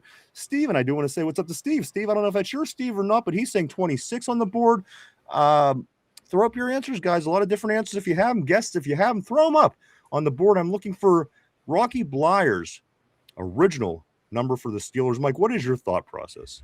I just know he played fullback, or running back, fullback, whatever they said it back then in the day. Because I remember watching stuff and say Franco Harris was a fullback. I was so fucking confused. But I'm gonna go with, you know what? I'm backing up my boy Tortilla Jackson. I'm going 34. 34. Is this your final answer, Mike? You're saying that Rocky Bleier was 34 before he went on to play Vietnam and then came back as number 20. 34 then. Is that your final answer? I'm taking 34. All right, let me lock you in. You were locked in on 34, guys. Give you another moment. If you have a guess, if maybe you just want to throw something up there, do it. Vegas says he had 43 pieces of shrapnel in his foot. That's right. He got shot in one leg, shrapnel in the other leg, still made it back to be an amazing piece of an amazing team here in Pittsburgh, guys. Steel Loyal 31, 32, 33, Somber 69, Somber 42, Steel Loyal. One of these got to be it. I'm going to give you a hint. The answer has been revealed. Yes, the answer has been revealed on the board. Somber is saying 0. Mark Malone, I'm putting on my German WW2 oh my helmet. God. There you go. And don't forget the Italians. Like everybody usually does forget about them Italians. They let them off easy. They snuck. talking about the Germans and the Nazis always getting the bad. Who the hell decided to roll with the Nazis? The Italians. Why does nobody ever talk about that? Why? Everyone remembers the bad things, like as they should, what the Germans and the Japanese did. But Italy, they just cruising on by. Oh, ciao! I'm on my little scooter, drinking my cappuccino, drinking my wine. Yeah, that's what I'm fascist. saying. They were just as bad as the Nazis. But anyway, beside a whole other, I'm just saying they always get the cool rap, Mike. The gangsters, we're gonna do the game. Hey, which way? But Mike, those gotta watch those Italians. That's all I'm saying. Got my eyes on him. Franco's Italian Army, Vegas. He says that was a joke, of course. Vegas, guys. The answer to the question of the day: what was Rocky Blyer's original number before he went off to Vietnam, got hurt, earned his Purple Heart and other medals as well. And he came back to play for the Steelers. Mike, his initial number was 26. Oh, so nice. That is your Steve on the board. I don't know if it is or it isn't. He did have the correct answer. He was the one. Damn, well done. Answer. So there you go, guys. 26 was his number before he went off to Vietnam, came back, and the number was already taken, Mike. When he came back, 26 was taken. Yeah. So he was made to take a new number, and it was 20 after that. So, the 20 looks so much better on him than 26 would have. Exactly. I don't know. Players, you can tell if they have like that number, like seeing 20 and 32 coming at you in the backfield. That this look perfect. Love them, Mike. It matter how you slice it. Anybody from that 70s team, I wish I would have been a little bit younger to been able to enjoy that 70s team. Of course, born at the very, very end of that myself personally. Let's get a couple more of these messages. Send some love, Steven. Okay, is that your Steve, Mike? Steve I don't know. I forget what Steve's handle is. It could be my brother. I'm not 100% sure. He says send some love, Mike. So there you go. I say great job to Steve. If it is your dude, if it's not, thank you anyway. And great job. Sean Le'Veon Bell had that. That's what I say. Le'Veon Bell was 26. Rod Woodson. There were some pretty great 26s in the past for the Steelers, and I think you could throw Rocky on there, even though it was a very short time with that number. Again, Mike drafted into the NFL and into the war in the same year. That's insane. That is insane. What do we got here? What do we got going on? We'll be tomorrow, Mike. We'll be back at our regular time to do it all over again as OTAs back at it tomorrow, Mike. OTAs Tuesday, Thursday, Friday this week. And then next week they wrap it up with Monday, Tuesday, Thursday, and Friday OTAs. So that starts up again tomorrow. We'll be into that and so much more tomorrow. I also do want to say, Mike, it's hot. It's summer. It's Memorial Day. What better time to crack open a cold beer? And if you do, I would highly recommend grabbing yourself some Duquesne Pilsner, everybody. Duquesne Pilsner now available in 6 and 12 packs at the Eagle and also wherever cases are sold. Mike, the people at Duquesne Pilsner are always helpful with us in promoting our show as we are back and forth with them. We want to thank them so much. So we're asking everybody, stop by, get yourself some Duquesne Pilsner if you get thirsty for this holiday weekend. And also, maybe you don't like to drink a lot, that's fine. Swing over to their social media pages. Just hit the follow button. Keep up with what's going on with them, guys. I'm sure they'll appreciate it greatly. Go check them out, Mike. People at Duquesne Pilsner, we always have that beer on tap right here at the studio for whatever comes along, made right here in Pittsburgh. Mike, it says it on the can. Grab a Duke. Grab a Duke. I also want to say this, guys. You can check us out as well. We are also on social media. You can check us out at Facebook, formerly known as Twitter, Instagram, Threads, and even TikTok. And if you haven't had a chance yet, do hit the like button down below. Hit the like, the sub, the share, the comment. Leave a comment. It all helps us out in the algorithm, guys. Or you can go back to the social media, follow us, and keep up with what's going on with the two Dum Yinzers on a day-to-day basis, guys. Do go check all that stuff out. Mike, your thoughts on today's show? We need to find a way to extend JBJ. Absolutely. Washington, Frazier, get those three locked up, and then let's start worrying about everyone else that needs locked up. That's a really good core right there. A lot of these other guys, they're good, kind of be replaceable. All right, I like that take, guys. Somber says this. Let me get back on the board. I don't want to cut out with too many messages on the board. I will not be able to sleep well tonight. I won't, I tell you. Vegas says everybody was Italian in the crowd those days. Everybody was Italian in the crowd those days. Steven says, send some love. Sean Le'Veon Bell did have that number. Still Loyal says it's 81 in Carolina, which when I was in Carolina, that was basically what it felt like at 8 o'clock in the morning. I think it was Carolina. You wake up and it's hot. At least here, you get a cool morning and then it works into that heat. North Carolina, that heat starts on you early. Let's go to Somber. Like our free fuckers do the thing. Our likes are free. Definitely thank you. We appreciate you on that, my friend. As always, Tyrone says, pay JPJ all day. Mark Malone, the Russians were worse than any of them. Tyrone says, peace out, fam. My man, always great seeing you, Ty. You have a great rest of your Memorial Day. Somber, got the, okay, for sure we got you on that, my man. Also, what do I want to say, Mike? What do I want to say? I want to say we'll be back tomorrow at our regular time to get into all this stuff, the OTAs, all of our Steelers scoop, and so much more. But don't forget, in the meantime, the Pittsburgh Pirates, Mike, they're playing right now. Hopefully they can get a nice get a win to start the series against the Cubs on a 4-game series to go through this week. It all fits into this summer. It's, Mike, the unofficial start of summer right now. You got the Pirates playing 4-game sets against the Cubs at home. You got Memorial Day. You got swimming pools opening up. You got all kind of stuff, Mike. And again, what does that tell you? We're just training camp that much closer to training camp. That's all that means, baby. That's right. Corey says this. I'm going to head out of here, guys. New videos drop in a half hour. Go check Corey out. Hope you enjoy. Corey does have all the awesome conspiracy theory stuff going on over Don't Drink That. Go check him out right here on YouTube. I want to say thank you, everybody, for coming and hanging out and checking us out today. We appreciate each and every one of you. We truly, honestly do. We wouldn't do it without you guys. Thank you so much. I want to say thank you to all the newcomers, new names, everybody on the board. We appreciate you all, guys. Thank you so much. I want to say thank you, everybody on the board. Like, the board keeps the show interesting as can be, as always, as they are a big part of this show.